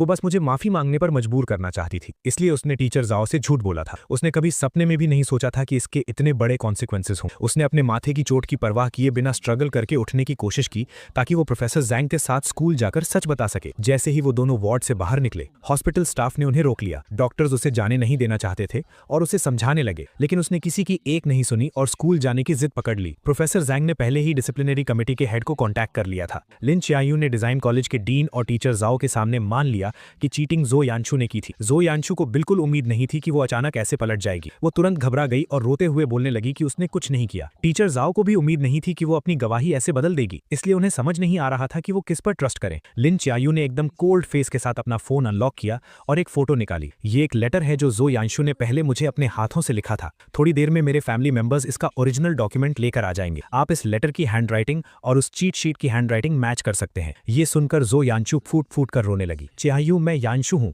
क्या तुम भूल गई कि हम साथ बढ़े हुए हैं? ये मामला खत्म हो चुका था। तुम झूठ क्यों बोल रही हो? लिन चिएनयू ने देखा कि इतने सॉलिड प्रूफ के बाद भी वो मुकरने की कोशिश कर रही है। उसकी आंखों में एक गहरी नफरत आ गई। मैंने तुम्हें कभी पसंद नहीं किया। मैं बस पहले एक्टिंग कर रही थी। अब मेरा एक्टिंग करने का मन नहीं है तो जाहिर है कि मैं तुम्हें नहीं बचाऊंगी। अगर तुमने ये किया है तो तुम्हें अपने एक्शंस की रिस्पॉन्सिबिलिटी लेनी होगी। उसके इतना कहते ही लिन फैमिली के लोग वो ओरिजिनल लेटर लेकर आ गए। जब एक एक लेटर मैच किया गया तो ये साफ हो गया कि चीट शीट पर हैंडराइटिंग यानचू की ही थी। डिसिप्लिनरी कमेटी ने तुरंत एक मीटिंग बुलाई और पूरे स्कूल में सच अनाउंस करने का फैसला किया। क्योंकि इस इंसिडेंट का बहुत बुरा असर पड़ा था, इसलिए यानचू को स्कूल से एक्सपेल कर दिया गया और ये बात उसके परमानेंट रिकॉर्ड में डाल दी गई। जब सब कुछ सेटल हुआ तब तक अंधेरा हो चुका था। लिन चिएनयू दीवार का सहारा लेते हुए बाहर आई और उसने प्रोफेसर जैंग को रोका। प्रोफेसर जैंग, क्या चेंजू को पता है कि यहाँ क्या हुआ? हालांकि मामला पूरी तरह से सॉल्व हो गया था, लेकिन प्रोफेसर जैंग का गुस्सा अभी शांत नहीं हुआ था और वो अभी भी उससे चिढ़े हुए थे। वो लगभग एक्सपेल होने वाला था, तो उसे कैसे नहीं पता होगा? क्या तुम्हारे दिमाग में सच में चोट लग गई है? इस तरह डांट खाने के बाद लिन चिएनयू को और भी बुरा लगा, लेकिन वो फिर भी कुछ पूछना चाहती थी। अब जब सब कुछ ठीक हो गया है तो क्या वो वापस आएगा? ये एक्सचेंज प्रोग्राम पूरे डिजाइन कॉलेज में सिर्फ एक ही था और चेंजू ने इसे अपनी मेहनत से हासिल किया था। वो इटली में 3 साल तक अपनी स्टडीज पूरी करेगा और वापस आने के बाद उसका फ्यूचर बहुत बहुत ब्राइट होगा, वो वापस क्यों आएगा? और वैसे भी क्विंगडा में तुम्हारे जैसे लोग हैं, अगर वो वापस नहीं आएगा तो कम से कम उसे तकलीफ तो नहीं सहनी पड़ेगी। अगर मुझे पता होता कि वो इतना अंधा है कि तुम्हारी जैसी लड़की को पसंद करेगा तो मैंने उसे उसी वक्त समझाया होता कि पार्टनर चुनते वक्त अपनी आंखें खुली रखनी चाहिए। जब मुझे प्रोफेसर जैंग का सब कुछ ठीक होने वाला कॉल आया, मैं बीच पर सन बाथ ले रहा था। मुझे नहीं पता कि प्रोफेसर ने लिन चियाओ से सच कैसे उगलवाया, लेकिन मैंने उन्हें दिल से थैंक यू कहा। प्रोफेसर जैंग ने मुझे कुछ और एडवाइस दी और फिर अपनी मीटिंग के लिए चले गए। मैंने अपने बगल में रखा जूस पिया और आराम से अपनी बीच चेयर पर लेट गया। 3 दिन पहले मैं इटली पहुंचा था और मेरा प्लान सीधा एडमिशन की फॉर्मेलिटीज पूरी करने का था, लेकिन स्कूल एडमिनिस्ट्रेशन ने वेरिफिकेशन के लिए चाइना कॉल किया और अचानक मुझे बताया कि मेरे एडमिशन में कोई प्रॉब्लम है और अभी प्रोसेस नहीं हो सकता। मैंने अपने रूममेट से पूछा, तब मुझे पता चला कि किसी ने छुपकर मेरी कंप्लेन की है। इसलिए मैंने प्रोफेसर जैंग को कांटेक्ट किया, उन्हें सारी बात बताई और उनसे हेल्प मांगी। हालांकि प्रोफेसर जैंग चिंगडा के बहुत रिस्पेक्ट वाले इंसान हैं, लेकिन मुझे पता था कि इस सिचुएशन को क्लियर करना बहुत मुश्किल होगा और मैं किसी भी तूफान का सामना करने के लिए रेडी था। सच कहूं तो लिन चियाओ से मिलने के बाद से मेरा स्ट्रेस सहने का लेवल बहुत बढ़ गया था। अब जब मैं एक्सपेल होने जैसी बड़ी प्रॉब्लम को फेस कर रहा था तब भी मैं एकदम चिल था, यहाँ तक कि मैंने रातों रात ही फ्लाइट टिकट बुक की और वेकेशन के लिए बीच पर आ गया। अब जब सब कुछ सॉल्व हो गया था तो मैं पूरी तरह से रिलैक्स हो गया और सोचने लगा कि वापस जाकर अपने एडमिशन के बचे हुए काम कब पूरे करूं। मैं फ्लाइट सर्च कर ही रहा था कि तभी हॉस्टल ग्रुप चैट पर एक नोटिफिकेशन आया, चेंजू अभी लिन चियाओ हॉस्टल आई थी और तुम्हारा कॉन्टैक्ट नंबर मांग रही थी। वो कह रही थी कि उसे माफी मांगनी है, लेकिन हम उसके धोखे में नहीं आने वाले, तुम टेंशन मत लो। हमने उसे एक नंबर भी नहीं दिया। तुम्हें नहीं पता वो अभी कितनी कमजोर और बीमार लग रही थी, उसके सिर पर पट्टियां बनी हुई थी। सुना है कि वो पिछले 2 दिन से आईसीयू में थी। सच में कर्मा इज रियल, वो इसी लायक है। इन मजेदार बातों को पढ़कर मेरे दिमाग में तुरंत वो सीन आ गया जब लिन चियाओ मेरा नया नंबर मांग रही होगी और उसे मना कर दिया गया होगा। मेरे होठों पर एक स्माइल आ गई। मैंने ग्रुप में एक बड़ा सा रेड एनवेलप भेजा और लिखा, इन दिनों मेरी हेल्प करने के लिए आप सबका बहुत बहुत थैंक यू। सब कुछ अच्छे से सॉल्व हो गया है। जब ये 3 साल पूरे हो जाएंगे और मैं चाइना वापस आऊंगा तो मैं आप सबको ट्रीट दूंगा और पर्सनली थैंक यू कहूंगा। मिलान वापस जाने की सबसे अर्ली फ्लाइट बुक करने के बाद मैंने अंगड़ाई ली और खड़ा हो गया। मैं उस सॉफ्ट बीच पर चलते हुए अपने होटल की तरफ जाने लगा। इस बार एडमिशन का प्रोसेस एकदम स्मूथली हो गया, कोई प्रॉब्लम नहीं। मैंने अपने हाथ में ऑफिशियल स्टैंप लगे डॉक्यूमेंट्स और अपना नया स्टूडेंट आईडी कार्ड देखा और मेरे चेहरे पर एक सेटिस्फैक्शन वाली स्माइल आ गई। क्या आप हॉस्टल में रहेंगे या अपना अपार्टमेंट ढूंढेंगे? मैंने पहले ही एक अपार्टमेंट ढूंढ लिया है। मुझे इंटरनेशनल स्टूडेंट्स वाले क्राउडेड हॉस्टल्स में रहना पसंद नहीं है, इसलिए मैंने आने से पहले ही स्कूल के पास एक छोटा सा अपार्टमेंट खरीद लिया था। मैं तुरंत अपना लगेज लेकर वहां चला गया। वहां पहुंचने के बाद मैंने अपने सामने सीढ़ियां देखी और अपने भारी सूटकेस को उठाने की कोशिश की और एक लंबी सांस ली। मैं सोच ही रहा था कि क्या मुझे पैसे देकर किसी से हेल्प लेनी चाहिए कि तभी एक बहुत ही खूबसूरत लड़की मेरे पास आई। उसने इंग्लिश में मुझसे पूछा कि क्या मुझे हेल्प चाहिए। मैंने जल्दी से सिर हिलाकर हाँ कर दी। उस खूबसूरत लड़की ने मेरा लगेज उठाने में हेल्प की और हम सीढ़ियां चढ़ने लगे। रास्ते भर हम बातें करते रहे। अपार्टमेंट के दरवाजे तक पहुंचते पहुंचते हमने एक दूसरे को इंट्रोड्यूस भी कर दिया था। मैंने थोड़ा झुककर उसे थैंक यू कहा, लेकिन उसने अपनी लाल हो चुकी हथेलियां दिखाई और मजाक करते हुए बोली, मैंने तुम्हारी हेल्प की है, क्या सिर्फ एक थैंक यू काफी होगा? अगर तुम्हें प्रॉब्लम ना हो तो क्या तुम मुझे अपना बिजनेस कार्ड दे सकते हो? ये सुनकर मैं एक पल के लिए हैरान रह गया, लेकिन जल्द ही समझ गया कि मैंने अपनी पॉकेट्स में बहुत ढूंढा लेकिन मुझे कोई कार्ड नहीं मिला। मैंने बहुत सॉरी फील करते हुए कहा, सॉरी मेरे पास कार्ड नहीं है। तभी उसने पता नहीं कहां से एक पेन निकाला और अपना हाथ मेरे सामने कर दिया। प्लीज अपना फोन नंबर मेरे हाथ पर लिख दो। मैं कुछ सेकंड्स के लिए झिझका, लेकिन फिर मैंने पेन लिया और उसके हाथ पर अपना नंबर लिख दिया। नए अपार्टमेंट में शिफ्ट होने के बाद मैं कई दिनों तक बिजी रहा और आखिरकार मैंने घर को अच्छे से सेट कर लिया। रात को मुझे एक मैसेज मिला कि इस बैच के सभी इंटरनेशनल एक्सचेंज स्टूडेंट्स की रिपोर्टिंग पूरी हो चुकी है और कल ऑडिटोरियम में एक वेलकम सेरेमनी होगी। मैंने टाइम नोट कर लिया और अगले दिन सुबह जल्दी घर से निकल गया। इन कुछ दिनों में जब भी मुझे फ्री टाइम मिलता था मैं स्कूल में घूमता था, लेकिन स्कूल बहुत बड़ा था और सारी बिल्डिंग्स एक जैसी ही दिखती थी, इसलिए मैं रास्ता भूल गया। टाइम होने ही वाला था और मैं किसी से रास्ता पूछने ही वाला था कि अचानक मेरा फोन बज उठा। एक अननोन नंबर था। कुछ सेकंड सोचने के बाद मैंने पिक कर ली। मुझे एक बहुत ही जानी पहचानी आवाज सुनाई दी, लेकिन मैं याद नहीं कर पा रहा था कि ये किसकी आवाज है। मैं अभी कंफ्यूज ही था कि अचानक पीछे से किसी ने मेरे कंधे पर हाथ रखा। मैंने पीछे मुड़कर देखा तो वो सिल्विया थी, वही खूबसूरत लड़की जिसने कुछ दिन पहले मेरी हेल्प की। वो स्माइल करते हुए मुझे हाय कह रही थी और उसका फोन अभी भी उसके कान पर था। तब मुझे समझ आया कि ये उसका नंबर था। मेरे चेहरे पर एक सरप्राइज भरा एक्सप्रेशन आ गया। हम दोनों एक साथ हंस पड़े। तुम कहाँ खोए हुए हो? मैंने सच सच बता दिया कि मैं रास्ता भटक गया हूँ। ऑडिटोरियम का नाम सुनकर उसने तुरंत कहा कि उसे भी वहीं जाना है और वो मुझे रास्ता दिखा सकती है। मैं भी वहीं जा रही हूँ, चलो मैं तुम्हें ले चलती हूँ। मुझे उस पर कोई शक नहीं हुआ। हम दोनों एक भूल भुलैया जैसे कॉलेज कैंपस में घूमते हुए हंसते बोलते जा रहे थे। करीब 10 मिनट चलने के बाद सिल्विया ने सामने वाली बिल्डिंग की तरफ इशारा करते हुए कहा, हम पहुंच गए। मैंने अपना फोन निकालकर चेक किया और वो बिल्डिंग बिल्कुल वैसी ही लग रही थी जैसी एलुमनाई ने फोटो में भेजी थी। मैंने जल्दी से हाथ हिलाकर सिल्विया को थैंक यू कहा। ये वेलकम सेरेमनी 2 घंटे तक चली। जब मैं ऑडिटोरियम से बाहर आया आया तो मेरी कमर दर्द करने लगी। मैं सोच ही रहा था कि लंच कहाँ करूं, तभी अचानक मेरे सामने कोई आ गया। सिल्विया ने स्माइल करते हुए मुझे हाय कहा और मेरे लंच प्लान के बारे में पूछा। मैं खुद इस बात को लेकर परेशान था। उसने मेरी परेशानी समझ ली और एक रेस्टोरेंट सजेस्ट करते हुए मुझे साथ चलने के लिए इन्वाइट किया। मैं मान गया और उसके साथ स्कूल से बाहर निकल गया। जब हम रेस्टोरेंट के दरवाजे पर पहुंचे तब मैंने देखा कि ये एक चाइनीज रेस्टोरेंट है। मेरी आंखों में थोड़ी हैरानी दिखी। क्या तुम मुझे चाइनीज फूड खिलाना चाहती हो? क्या तुम्हें ये खाना पसंद आएगा? मैंने सुना है कि तुम लोगों को यहाँ का खाना जल्दी सूट नहीं करता। मैं चाहती थी कि आज हमारा लंच बहुत अच्छा रहे और मैं भी चाइनीज फूड ट्राई करना चाहती थी, इसलिए मैंने ये रेस्टोरेंट सेलेक्ट किया। मुझे उम्मीद नहीं थी कि वो इतनी केयरिंग होगी, इसलिए मैं उसकी बात टालना नहीं चाहता था। तो ठीक है, यही रेस्टोरेंट सही रहेगा। मैं भी यहाँ का होस्ट ही हूँ, तो ये मील मेरी तरफ से होगा। मुझे उम्मीद है कि तुम्हारा पहला चाइनीज फूड एक्सपीरियंस बहुत अच्छा रहे। हम बातें करते हुए रेस्टोरेंट के अंदर गए और एक सीट ढूंढकर बैठ गए। सिल्विया के चीयरफुल और पोलाइट नेचर की वजह से हमारा लंच बहुत मजेदार रहा। हमने ईस्ट और वेस्ट के कल्चर डिफरेंसेस के बारे में बात की और स्कूल में होने वाली मजेदार चीजों पर डिस्कस किया। हम बहुत जल्दी अच्छे दोस्त बन गए। लंच के बाद सिल्विया मुझे मेरे अपार्टमेंट तक छोड़ने आई। जाते वक्त उसके चेहरे पर एक उदासी सी। क्या मैं तुम्हें इस वीकेंड एक आफ्टरनून टी के लिए इन्वाइट कर सकती हूँ? वीकेंड पर मौसम बहुत अच्छा था, इसलिए मैं खुशी खुशी चला गया और सिल्विया के साथ एक गार्डन कैफे में बैठकर बातें करने लगा। झील के पास से सफेद कबूतरों का एक झुंड उड़ता हुआ आया और एक पंख धीरे से मेरे सिर पर आ गिरा। सिल्विया ने देखा और हंसते हुए उसे हटाने के लिए खड़ी हुई। हम दोनों एक दूसरे के बहुत करीब और दूर से देखने पर ऐसा लग रहा था जैसे हम बहुत क्लोज हों। मैंने अपनी हंसती हुई आंखें ऊपर की और कहा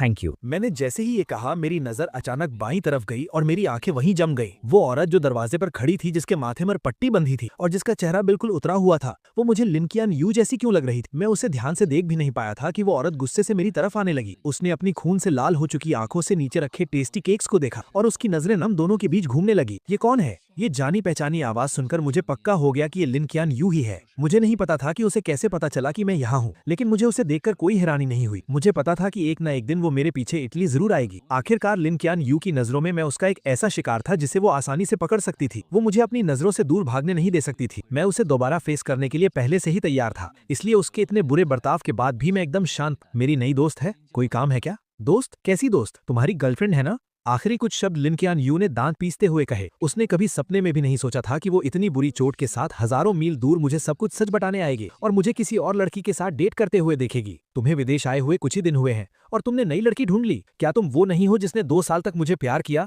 और 99 टाइम्स रिजेक्ट होने के बाद भी हार नहीं मानी? क्या ये तय नहीं हुआ था कि 100 टाइम हम साथ होंगे? वो अपनी बात से क्यों मुकर गया? तुमने अपने वादे तोड़ दिए। मैंने उसे कुछ भी बोलने का मौका नहीं दिया। पुरानी बातें दोबारा छेड़ने का कोई फायदा नहीं है। तुम्हारे पीछे भागना सच में कोई इज्जत की बात नहीं थी। अगर मैं भूल गया तो क्या हुआ? क्या मुझे भूल नहीं जाना चाहिए था? तुम्हारे पास इस खूबसूरत चेहरे के अलावा और कुछ भी नहीं है। अब मुझे तुम में कोई इंटरेस्ट नहीं है और मैं कुछ नया ट्राई करना चाहता हूँ। क्या इसके लिए भी मुझे तुमसे परमिशन लेनी पड़ेगी? मेरी इन बातों ने लिन कियान यू की बोलती बंद कर दी। वो मुझे हैरानी से देखने लगी। उसकी आंखों में सिर्फ शक था। चेंसू, इन कुछ दिनों में तुम्हारे साथ क्या हुआ है? हमने तो तय किया था ना। इन दिनों मेरी लाइफ बहुत अच्छी चल रही है। मैं अच्छा खा रहा हूँ, पी रहा हूँ, अच्छी नींद ले रहा हूँ और तुम्हारी मेहरबानी से मेरे पास घूमने का भी टाइम है। लेकिन तुम्हारे अचानक आ जाने से मुझे बहुत गुस्सा आ रहा है। अगर तुम्हें मेरी बात समझ आ रही है तो प्लीज इस कैफे से बाहर चली जाओ। सच कहूं तो तुम मेरी और इस ब्यूटीफुल लेडी की डेट खराब कर रही हो। ये कहते वक्त मेरा टोन एकदम हल्का था, जैसे मैं जो कह रहा हूं वो बिल्कुल नॉर्मल बात हो। मेरे इस कोल्ड एटीट्यूड को देखकर लिन कियान यू का पहले से उतरा हुआ चेहरा और भी सफेद पड़ गया। तब जाकर उसे एहसास हुआ कि अब सच में सब कुछ उसके कंट्रोल से बाहर जा चुका है। पहले मुझसे गलती हुई थी। मुझे तुम्हारी फीलिंग्स के साथ नहीं खेलना चाहिए था। आई एम सॉरी चेंसू, प्लीज मुझे माफ कर दो। क्या तुम मुझे एक और मौका नहीं दे सकते? उसके कांपते हुए हाथों को देखकर मैंने अपनी भौहें उठाई और ताना मारते हुए कहा, मैं स्कूल ब्यूटी की माफी डिजर्व नहीं करता। तुम टेंशन मत लो, अब से हम दोनों एक दूसरे के लिए अजनबी हैं। तुम्हें अब डरने की जरूरत नहीं है कि मैं तुम्हारे पीछे भागूंगा। मेरी आंखों में ये डिटर्मिनेशन देखकर लिन कियान यू समझ गई कि मैं मजाक नहीं कर रहा हूँ। वो बहुत घबरा गई और उसने अनजाने में ही मेरा हाथ इतनी जोर से पकड़ा कि मेरे चेहरे पर सिकन आ गई। सिल्विया को हम दोनों की बातें समझ नहीं आ रही थी। शुरुआत में उसे लगा कि हम बस दोस्त हैं और बात कर रहे हैं, लेकिन जब उसने देखा कि मेरा हाथ लाल हो गया है तो वो जल्दी से खड़ी हुई और मुझे छुड़ाने की कोशिश करने लगी। लिन कियान यू के लिए ये एक खुला चैलेंज जैसा था। उसने बिना सोचे सिल्विया का हाथ झटक दिया। सिल्विया धक्का लगने से कुछ कदम पीछे लड़खड़ाई। लिन कियान यू ने उसे बहुत ठंडी नजरों से घूरा और मेरा हाथ पकड़कर मुझे अपने साथ खींचने लगी। सिल्विया ने दीवार का सहारा लेकर खुद को संभाला। जब उसने देखा कि मैं उसके साथ नहीं जाना चाहता तो उसने आकर सीधा लिन कियान यू के मुंह पे थप्पड़ जड़ दिया और अगले ही पल दोनों आपस में बुरी तरह लड़ने लगी। बहुत से कस्टमर्स डर गए कि कहीं उन्हें भी चोट ना लग जाए, इसलिए वो बाहर भागने लगे। सेकंड फ्लोर पर मौजूद ओनर ने तुरंत पुलिस को कॉल कर दिया। पुलिस ने आकर उन दोनों को अलग किया जो गुस्से में पागल हो चुकी थी और दोनों को पुलिस स्टेशन ले गई। लिन कियान यू के सिर की पट्टी खुल गई थी, जिससे उसका वो भयानक घाव दिखने लगा था। उसे देखकर पुलिस को भी डर लग रहा था और उन्हें लगा कि सिल्विया एक बीमार इंसान के साथ मारपीट कर रही थी। सिल्विया बार बार खुद को डिफेंड कर रही थी और चोट खाई लिन कियान यू भी पीछे नहीं हट रही थी। वो जिद कर रही थी कि पहले सिल्विया ने हाथ उठाया था। दोनों काफी देर तक बहस करती रहीं। पुलिस के कान पक गए, लेकिन उन्हें समझ नहीं आया कि किसकी गलती है। आखिरकार हार मानकर उन्हें इकलौते चश्मदीद गवाह यानी मुझसे पूछना पड़ा, क्या आप बता सकते हैं कि वहां असल में क्या हुआ था? ये सवाल सुनते ही दोनों तुरंत मुड़ी और बहुत उम्मीद से मेरी तरफ देखने लगी। मैंने बिना किसी झिझक के अपना हाथ उठाया, लिन कियान यू की तरफ इशारा किया और कहा, पहले इसी ने उसे धक्का दिया था। ये सुनकर लिन कियान यू वहीं जम गई। उसे यकीन नहीं हो रहा था कि मैं उसके खिलाफ गवाही दूंगा। उसकी आवाज कांप रही थी। मैंने तो बस उसे हल्का सा धक्का दिया था, पहले थप्पड़ उसने मारा था। चेन जो, तुम ऐसा क्यों कर रहे हो? बात यहीं रुक गई। लिन कियान यू के दिमाग की बत्ती जली और उसे एक झटके में समझ आ गया कि मैंने ऐसा क्यों कहा। वो मुझसे बदला ले रहा था। वो चाहता था कि मैं भी बिना किसी गलती के झूठे इल्जाम सहने का दर्द फील करूं। ये बात समझ आने के बाद वो एक शब्द भी नहीं बोल पाई। पुलिस को चाइनीज समझ नहीं आ रही थी, तो उन्होंने मुझसे ट्रांसलेट करने को कहा। मैंने सीधा सीधा हमारे रिश्ते से पल्ला झाड़ लिया। मैं सिल्विया के साथ लंच कर रहा था और ये अचानक वहां आकर तमाशा करने लगी। ये मेरी मर्जी के खिलाफ मुझे जबरदस्ती वहां से ले जाना चाहती थी और फिर इसने धक्का दे दिया, जिसकी वजह से इन दोनों में लड़ाई शुरू हो गई। लिन कियान यू के दिल में बची हुई आखिरी उम्मीद भी पूरी तरह टूट गई। उसने अपना मुंह खोला और एक बेजान फटी हुई आवाज में पूछा, क्या तुम अब कभी मेरी साइड नहीं लोगे? मैंने तिरछी नजरों से उसे देखा और एक ठंडी स्माइल के साथ कहा, मैं एक सच्चा इंसान हूं, मैं हमेशा सिर्फ सच का साथ दूंगा। लिन कियान यू ने फिर भी हार नहीं मानी और एक और सवाल पूछा, अगर आज उसने मुझे पहले धक्का दिया होता तो क्या तुम तब भी सच बोलते? क्या ये भी पूछने वाली बात है? मेरा तुमसे कोई लेना देना नहीं है। क्या हम इतने क्लोज हैं? सिल्विया अभी छोटी है और बहुत सेंसिटिव है। मैं जाहिर सी बात है अपनी दोस्त का ही साथ दूंगा। ये बात बोलकर मुझे कोई फर्क नहीं पड़ा कि उसका रिएक्शन क्या था। मैं मुड़ा और वहां से चला गया। मेरी गवाही और तुरंत मंगवाई गई सीसीटीवी फुटेज की वजह से सच जल्दी ही सबके सामने आ गया। एक फॉरेन नेशनल होने के बावजूद तमाशा करने के जुर्म में लिन कियान यू को हिरासत में ले लिया गया। मैंने सिल्विया के बाहर आने का वेट किया और उसे थैंक यू कहने के साथ साथ सॉरी भी कहा। उसने हाथ हिलाते हुए कहा कि उसे इन छोटी मोटी चोटों से कोई फर्क नहीं पड़ता। उल्टे उसने कहा कि आज की डेट खराब हो गई, इसलिए वो अगले हफ्ते फिर से मिलना चाहती है। मैंने बहुत ध्यान से सोचा। हालांकि सिल्विया सच में बहुत खूबसूरत है, लेकिन आज जो कुछ भी हुआ उसे देखकर मुझे लगा कि वो अभी उतनी समझदार और मैच्योर नहीं है। मुझे पता था कि लिन कियान यू इतनी आसानी से हार नहीं मानेगी और मैं सिल्विया को इसमें घसीटना नहीं चाहता था और ना ही दोबारा पुलिस स्टेशन के चक्कर लगाना चाहता था। मैं समझ सकता था कि सिल्विया के दिल में मेरे लिए कुछ फीलिंग्स थी, लेकिन अब मैं इमोशंस में बहकर फैसले नहीं लेता, इसलिए आखिर में मैंने पोलाइटली मना कर दिया। अगले 15-20 दिनों तक मुझे लिन क्वान यू कहीं नहीं दिखी। मेरी लाइफ फिर से ट्रैक पर आ गई। बाद में सिल्विया ने मुझे 2 बार और इनवाइट किया, लेकिन मेरे मना करने के बाद हमारा रिश्ता वहीं खत्म हो गया। मुझे इस थोड़े टाइम के कनेक्शन के टूटने का कोई दुख नहीं। इस विदेश में मुझे थोड़ी बहुत कुकिंग आती थी, इसीलिए मैं जल्दी ही इंटरनेशनल स्टूडेंट्स के ग्रुप में मिक्स हो गया। जब मैं लिन क्वान यू नाम के इंसान को लगभग भूलने ही वाला, वो अचानक फिर वापस आ गई। वो स्कूल में गुलाब और गुब्बारों से भरी एक गाड़ी लेकर आई और मेरा रास्ता रोक लिया। चारों तरफ से लोग हैरानी से देख रहे थे और मुझे समझ नहीं आ रहा था कि मैं क्या कहूं। लिन क्वान यू को मेरे एक्सप्रेशन से कोई फर्क नहीं पड़ा। उसने सीधे अपने दिल की बात कह दी, चेंजो, अगर मैं भी 100 टाइम्स तुम्हें प्रपोज करूं तो क्या तुम मुझे एक और मौका दोगे? अगर मैं कुछ महीने पहले वाला इंसान होता तो ये बातें सुनकर खुशी से रो पड़ता, लेकिन अब मुझे कोई फर्क नहीं पड़ा, बल्कि ये सुनकर मेरे रोंगटे खड़े हो गए। कितना चीप ड्रामा है और कितने क्रिंजी डायलॉग्स हैं। उस वक्त मुझ पर कौन सा भूत सवार था कि मैंने सबके सामने इतनी बार उसे ऐसे प्रपोज किया था। उन पुरानी बातों को याद करके मुझे दुख नहीं होता, बल्कि खुद पर शर्म आती है कि मैंने ये सब कैसे किया। इस वक्त मेरे सामने खड़ी लड़की क्या कह रही थी, मैंने एक वर्ड भी नहीं सुना। काफी देर तक कोई जवाब ना मिलने पर लिन क्वान यू और घबराने लगी। वो बेचैन हो गई और टेंशन में मेरी तरफ देखने लगी। मैंने सीधा उसकी नजरों को इग्नोर किया, पीछे मुड़ा और दूर खड़े लोगों को हाथ हिलाकर बुलाया, हाय गुचिंग शुए, गुसीची, तुम लोग कहाँ जा रहे हो? लिन क्वान यू ने मेरी नजरों का पीछा किया, तब उसे समझ आया कि मैं किसी और से बात कर रहा हूँ। ये देखकर लिन क्वान यू का दिल जैसे जम सा गया। लिन क्वान यू, चेंजो। बात अभी पूरी भी नहीं हुई थी कि गुचिंग शुए नाम की वो लड़की मेरे पास आई। उसकी आवाज बहुत फ्रेंडली थी। हम कैंपिंग पर जाने का प्लान कर रहे हैं चेंजो, क्या तुम भी चलोगे? मौसम बहुत अच्छा था, वीकेंड का कोई प्लान नहीं था और सामने एक बहुत बड़ी मुसीबत खड़ी थी। मेरे पास मना करने का कोई रीजन नहीं था, इसीलिए मैं तुरंत राजी हो गया। मैंने हंसते हुए उससे आज रात के प्लान्स के बारे में पूछा। हम दोनों ने लिन क्वान यू की तरफ मुड़कर भी नहीं देखा, बस आपस में बातें करते हुए कैंपिंग ग्रुप में शामिल हो गए। हम सबको दूर जाता देखकर लिन क्वान यू का चेहरा बुरी तरह सफेद पड़ गया। उसने अपनी मुट्ठी कस ली और गुचिंग शुए को बहुत जलन और नफरत भरी नजरों से देखने लगी। लिन क्वान यू हमारे पीछे पीछे शहर से बाहर तक आ गई। नदी के उस पार से वो साफ देख सकती थी कि हमारे बीच क्या हो रहा है। 7-8 इंटरनेशनल स्टूडेंट्स मिलकर पार्टी कर रहे थे और बहुत खुश लग रहे थे। वो हमारे बीच नहीं आ सकती थी, इसीलिए वो दूर से ही देखती रही, लेकिन मुझे जितना देखती उसका दिल उतना ही भारी होता जा रहा था। मैं जो कुछ भी कर रहा था, वो गुचिंग शुए नाम की लड़की हमेशा मेरे आसपास ही थी। मेरे और उसके बीच कभी भी 10 कदम से ज्यादा की दूरी नहीं हुई और हम लगातार करीब आ रहे थे। ये क्लोजनेस बाकी लोगों जैसी नॉर्मल नहीं थी। ये देखकर लिन क्वान यू की आंखें जलन से लाल हो रही थी और उसका बस नहीं चल रहा था कि वो आकर सीधा मुझे वहां से खींच ले जाए। लेकिन उसे अच्छे से पता था कि अगर उसने ऐसा कुछ किया तो मुझे बहुत गुस्सा आएगा। वो नहीं चाहती थी कि हमारा रिश्ता और खराब हो, इसीलिए वो आग में घी डालने वाला कोई काम नहीं कर सकती थी। उसे अपने दिल को जला रही उन सभी फीलिंग्स को दबाना पड़ा और खुद को काम रहने के लिए मनाना पड़ा। उसने लगातार 6 घंटे तक सब कुछ बर्दाश्त किया। धीरे धीरे अंधेरा होने लगा। हमने बॉनफायर जलाई और बहुत मजे से पार्टी कर रहे थे। वहां बहुत शोर था और मुझे इतनी आवाज की आदत नहीं थी, इसलिए मैं ताजी हवा खाने अकेले नदी के पास चला गया। मौका देखकर लिन क्यानियो मेरे पास आ गई। चेंजो, मुझे तुमसे कुछ बात करनी है। आज मेरा मूड बहुत अच्छा था, लेकिन फिर भी मुझे उसे देखकर अच्छा नहीं लग रहा था, इसलिए मेरी टोन थोड़ी रूखी थी। सॉरी, मुझे कुछ नहीं सुनना। ये बोलकर मैं जाने ही वाला था कि लिन क्यानियो घबरा गई। उसने सीधा मेरा हाथ पकड़ लिया। उसकी आंखों में एक रिक्वेस्ट थी, मुझे बस कुछ मिनट्स दे दो। चेंजो, कुछ बातें हैं जो मैं बहुत पहले से कहना चाहती थी। ये सुनकर मैंने आखिरकार सिर उठाकर उसकी तरफ देखा। मेरा एक्सप्रेशन बहुत अजीब था। बहुत पहले से क्या बात? कहीं ये वो बकवास तो नहीं कि तुम्हें मुझसे 2 साल पहले ही लव एट फर्स्ट साइट हो गया था? आखिरी बात कहते हुए मेरी आवाज में एक मजाक उड़ाने वाला टोन था। लिन क्यानियो को लगा जैसे उस पर बिजली गिर गई हो और वो सुन्न पड़ गई। उसने कभी सपने में भी नहीं सोचा था कि वो सीक्रेट जो उसने इतने अच्छे से छुपा कर रखा था वो मेरे मुंह से सुनेगी। मुझे कोई फर्क नहीं पड़ा कि वो कैसा फील कर रही है। मेरे चेहरे पर वो ताने वाली स्माइल और गहरी हो गई। लिन क्यानियो, जरा खुद सोचो, जो तुम बोल रही हो, मेरी बात छोड़ो, क्या कोई और इंसान, यहाँ तक कि तुम खुद भी इस बात पर यकीन करोगी? ऐसा कौन सा वन साइडेड लव है जो 2 साल तक एकदम परफेक्टली छुपाया जा सके? अपनी सेल्फ रिस्पेक्ट और ईगो को सेटिस्फाई करने के लिए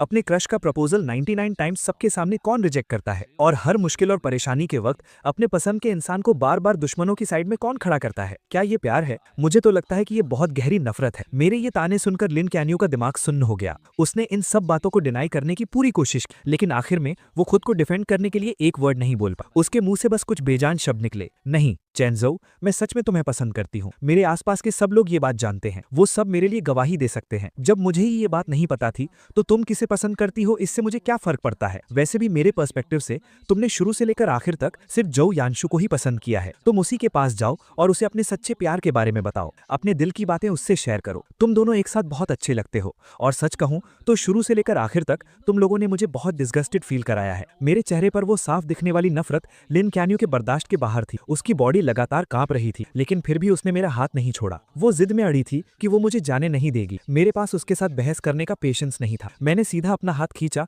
और मुड़कर जाने लगा। जैसे ही मेरे और उसके हाथ अलग हुए, उसे लगा कि उसने अपना सब कुछ खो दिया है। उसके दिल में एक बहुत तेज दर्द उठा। उसके अंदर की सारी एनर्जी एक पल में खत्म हो गई और वो लड़खड़ाने लगी जैसे अभी गिर पड़ेगी। मैंने उसे बहुत खूबसूरती से इग्नोर किया और हल्के कदमों से वापस क्राउड के बीच चला गया। मुझे लगा था कि सारी बातें क्लियर करने के बाद लिन क्यानियो हार मान लेगी, लेकिन जल्द ही मुझे समझ आ गया कि इस इंसान के दिमाग में कोई बात घुसती ही नहीं है। अगले कुछ महीनों तक मैं जब भी घर से बाहर निकलता वो मुझे 20 मीटर के अंदर ही दिख जाती थी। हर कुछ दिनों में वो कुछ ना कुछ चीजें लेकर मेरे सामने आ जाती और कहती कि वो मुझे प्रपोज कर रही है। 1 बार, 2 बार, तीसरी बार, मुझे तो काउंट भी याद नहीं रहा। उसकी इस पागलों वाली जिद पर मैंने कभी कोई रिएक्शन नहीं दिया। अगर मैं उसे इग्नोर कर सकता था तो इग्नोर कर देता, और जब हद पार हो जाती तो मैं पब्लिक न्यूसेंस के नाम पर उसे वहां से बाहर निकलवा देता। इन सब चीजों की वजह से पूरे स्कूल को लिन क्यानियो नाम के इंसान के बारे में पता चल गया था। सबको पता था कि वो पागलों की तरह मेरे पीछे पड़ी है, इसलिए वो जहां भी जाती लोग उस पर उंगलियां उठाते, लेकिन उसे कोई फर्क नहीं पड़ा। वो बस मेरी ही परछाई बनकर घूमती रही। उसे लगा कि अगर वो कोशिश करती रहेगी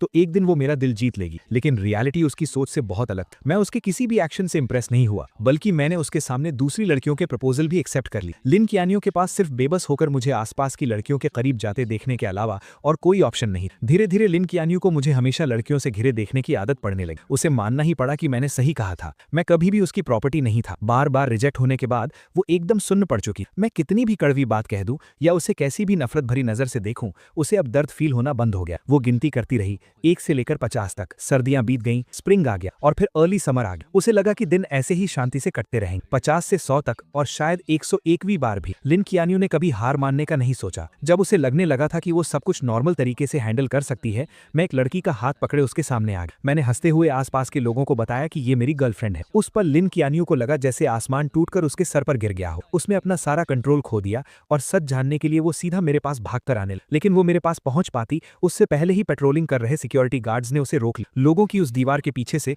उसने अपनी लाल आंखों के साथ पूरी जान लगाकर पूछा, क्यों? मेरी नजरें बस 1 सेकंड के लिए उस पर रुकी और मैंने बहुत नॉर्मल टोन में कहा, मैं जवान हूं, मेरे पास पैसे हैं और बहुत सारा फ्री टाइम भी, तो मैं ब्यूटीफुल लड़कियों के साथ डेट कर रहा हूं, इसमें क्या प्रॉब्लम है, प्यार कोई बुरी चीज थोड़ी है। इस वजह से लिन कियानियो बहुत दिनों तक डिप्रेशन में रही। वो बार में अकेले पीती रहती और हर रात पूरी तरह ड्रंक हो जाती। जब भी वो सुबह उठकर अपने आसपास के उस खालीपन को देखती तो वो खुद को उस दर्द में डूबने से रोक नहीं पाती। वो मेरे पास आना चाहती थी, मुझसे ब्रेकअप करने की भीख मांगना चाहती, लेकिन जब भी वो मेरे पास आती और मुझे मेरी नई गर्लफ्रेंड का हाथ पकड़े खुशी से हंसते हुए देखती तो उसमें आगे बढ़ने की हिम्मत ही नहीं बचती। आज आखिरकार लिन कियानियो वो सब फील कर पा रही थी जो मैंने फील किया था, लेकिन अब बहुत देर हो चुकी। उसने अपने फैमिली और फ्रेंड्स की कोई एडवाइस नहीं सुनी। वो एक प्रॉपर एंडिंग पाने की जिद में विदेश में ही रुक गई। गर्मियों की तपिश खत्म होते होते आखिरकार लिन कियानियो को मेरे ब्रेकअप की खबर मिल गई। वो मुस्कुराते हुए मेरे पास आई, मुझे दिलासा देना चाहती, लेकिन फिर से सब कुछ उसकी उम्मीदों के उलट हुआ। मेरे चेहरे पर दुख का कोई नामो निशान नहीं और मैं उसे उसी नजर से देख रहा था जैसे कुछ महीनों पहले देखता था। लिन कियानियो के चेहरे की स्माइल जम गई। उसने थोड़ा हिचकिचाते हुए पूछा,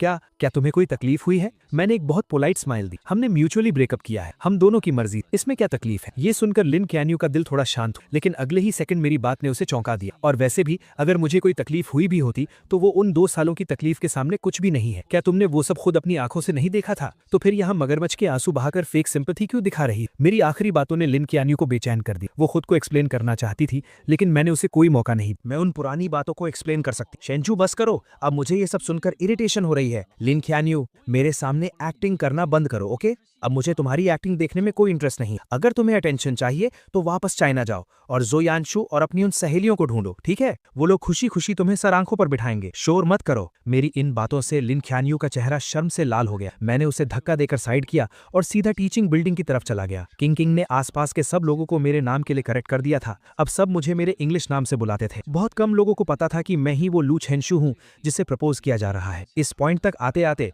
लिन कियानियो के प्रपोज करने के सारे आइडियाज खत्म हो चुके थे। आखिरकार उसके पिछले 99 प्रपोजल्स मुझे हिला तक नहीं पाए थे। अब वो सच में बेबस हो चुकी थी। आखिर में एक दोस्त की एडवाइस पर उसे एक आइडिया आया, 100th प्रपोजल। उसने स्कूल के स्मॉल गार्डन को सिलेक्ट किया। उसने वहां एक बहुत बड़ा डोमिनो इफेक्ट सेटअप किया जिसमें हमारी पहली मुलाकात का सीन बना हुआ था। उसने पेड़ों पर बहुत सारी स्टार लाइट्स लगा दी और रात में गार्डन की कैंडल्स जलाकर मुझे पास्ट की यादों में ले जाने का प्लान बनाया। मुझे धोखे से वहां बुलाने के लिए लिन कियानियो ने बहुत से लोगों की हेल्प ली और दर्जनों प्लान्स बनाए। इस बार वो मुझे पक्का यकीन दिलाना चाहती थी कि उसे सच में मुझे देखकर लव एट फर्स्ट साइट हुआ था और अब उसे अपनी गलती का सच में बहुत पछतावा है। सब कुछ रेडी था, लेकिन जब तय किया हुआ टाइम आया मैं वहां नहीं पहुंचा। लिन कियानियो पूरी तरह से पागल हो गई। उसने कार से हर वो जगह ढूंढी जहां मैं हो सकता था। 9 बजे का अलार्म बजा। वो अंधेरा गार्डन अचानक लाइट से जगमगा उठा। अनगिनत बलून्स हवा में उड़ने लगे। ऊपर से गुलाब की पंखुड़ियां गिरने लगी। हवा में एक रोमांटिक पियानो म्यूजिक गूंजने लगा और डोमिनोज के गिरने की वो लगातार टिक टिक आवाज आने लगी जो अपने आप स्टार्ट हो गए थे। हर सेकंड के साथ एक डोमिनो गिर रहा था। 10 मिनट से ज्यादा टाइम तक ये चलता रहा और जैसे ही आखिरी डोमिनो गिरा सारी कैंडल्स जल उठी। लेकिन लिन कियानियो को लगा कि उसके शरीर की सारी ताकत खत्म हो गई है। जब सब कुछ खत्म हो गया तो उसका फोन बजा। स्क्रीन पर एक अननोन इंटरनेशनल नंबर था, लेकिन कॉल पिक करते ही उसने तुरंत पहचान लिया कि लाइन के दूसरी तरफ मैं था। मैंने सुना है कि तुम आज रात अपना 100th प्रपोजल करने वाली हो। अफसोस कि मैं अभी चाइना में हूँ। I am really sorry. लिन कियानियो ने अपने दिल के दर्द और उस बेचैनी को दबाया और ऐसा बिहेव किया जैसे उसे कोई फर्क नहीं पड़ रहा हो। कोई बात नहीं, तुमने मुझे कॉल किया, मैं इतने में ही बहुत खुश हूँ। अगर तुम चाहो तो मैं 101st और 102nd प्रपोजल भी तैयार कर सकती हूँ। उसकी आवाज में एक छुपी हुई उम्मीद थी, जैसे वो पहले ही ये सपना देख रही थी कि मैंने उसे माफ कर दिया है। उसकी कोई जरूरत नहीं है। मैंने आज तुम्हें सिर्फ 2 बातें बताने के लिए कॉल किया है। लिन कियानियो का गला सूख गया और उसने फोन को कसकर पकड़ लिया। पहली बात, मैं तुम्हें एहतियात के तौर पर बता दूं कि अभी सर्दियां चल रही हैं और हवा बहुत रूखी है। अगर तुम्हारा नाटक खत्म हो गया हो तो गार्डन की वो सारी कैंडल्स जल्दी से बुझा देना, कहीं ऐसा ना हो कि आग लग जाए। ये सुनकर लिन कियानियो ने अपना सिर ऊपर उठाया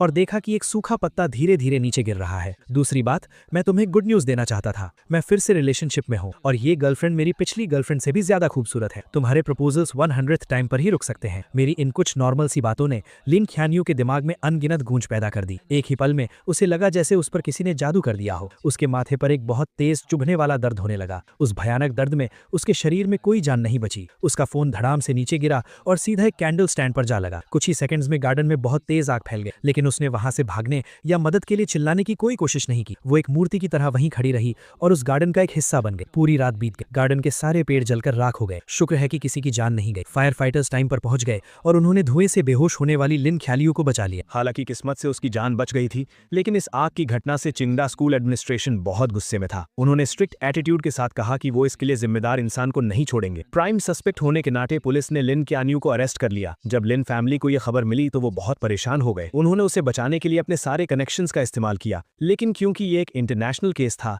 लिन क्यान्यू के लिए बिना सजा के बचना इम्पॉसिबल था। आखिरकार लिन फैमिली को अपनी आधी प्रॉपर्टी कॉम्पनसेशन में देनी पड़ी। तब जाकर चिंगडा एडमिनिस्ट्रेशन शांत हुआ। इस भयानक इंसिडेंट के कारण लिन क्यान्यू को 6 महीने जेल में बिताने पड़े। उसका नाम यूरोप की ब्लैक लिस्ट में भी डाल दिया गया और उसे देश से बाहर निकाल दिया गया। उसे लाइफ टाइम के लिए बैन कर दिया गया था। जेल से बाहर आते ही उसे एयरपोर्ट भेज दिया गया ताकि उसे वापस चाइना डिपोर्ट किया जा सके। आसपास के लोगों को समर क्लोथ्स पहने देखकर लिन क्यान्यू, जो अभी तक एक सपने में खोई हुई थी, उसे आखिरकार होश आया। सर्दियां बीत चुकी थीं, अब गर्मियां आ गई थी। कई महीने गुजर चुके थे, लेकिन वो एक बार भी मुझसे मिलने नहीं आया। ये एहसास होते ही उसके दिल में बहुत सी फीलिंग्स उमड़ पड़ी। उसे समझ नहीं आ रहा था कि वो डिसअपॉइंट थी या अकेलापन फील कर रही थी। अभी बहुत लाइफ बाकी है, दोबारा मिलने का मौका जरूर मिलेगा। लिन क्यान्यू खुद को बस यही दिलासा दे रही थी। लेकिन जैसे ही वो मुड़ी, उसने देखा कि मैं स्ट्रीट क्रॉस करके बाहर आ रहा हूँ और मेरे हाथ में एक खूबसूरत लड़की का हाथ था। अपनी सहेलियों की भेजी फोटोज से वो समझ गई थी कि ये मेरी गर्लफ्रेंड है। मैंने सिर उठाया तो मेरी नजर उस पर पड़ी। मैंने बहुत ही फ्रेंडली तरीके से उसे हाय कहा, जो मैं नॉर्मली नहीं करता था, और फिर मैंने उसे बहुत कॉन्फिडेंस के साथ सच बता दिया। हाय, लॉन्ग टाइम नो सी, मैं अभी जर्मनी ट्रिप से वापस आया हूँ। तुम तो आखिरकार बाहर आ ही गई। वक्त सच में बहुत जल्दी बीत जाता है। मैं तुम्हें इंट्रोड्यूस करा दूं, ये मेरी नई गर्लफ्रेंड मोनिका है। चाइना वापस लौटने के बाद लिन क्यान्यू ने कुछ लोगों के थ्रू मुझे एक मैसेज भिजवाया था। उसने पूछा था कि क्या मैं ये सब एक्टिंग कर रहा हूँ या ये मेरा सच है। मैंने उसे कोई रिप्लाई नहीं दिया। अब तक मैं लिन क्यान्यू को पूरी तरह समझ चुका था। वो कहती थी कि वो मुझसे प्यार करती है, लेकिन असल में वो सिर्फ खुद से प्यार करती थी। उसके लिए मैं बस शो ऑफ करने वाला एक खिलौना था। विदेश में स्टडीज के दूसरे साल में मैंने हर मौके का फायदा उठाया और बहुत सारे कॉम्पिटिशन्स में हिस्सा लिया। दिन गुजरते गए और जल्द ही मेरे 3 साल का एक्सचेंज प्रोग्राम खत्म हो गया। मैं गोल्ड मेडल से भरा एक बॉक्स लेकर चाइना वापस आ गया। फ्लाइट से बाहर आते ही मैंने देखा कि मेरे पेरेंट्स और रूममेट्स हाथों में फूल लिए मेरा वेलकम करने के लिए खड़े हैं। जहां तक लिन क्यान्यू का सवाल है, मुझे पता है कि अब उसके पास मेरी लाइफ में दोबारा एंट्री करने का कोई मौका नहीं है। हम दोनों इस दुनिया की भीड़ में बस एक दूसरे के पास से गुजरने वाले 2 अजनबी हैं।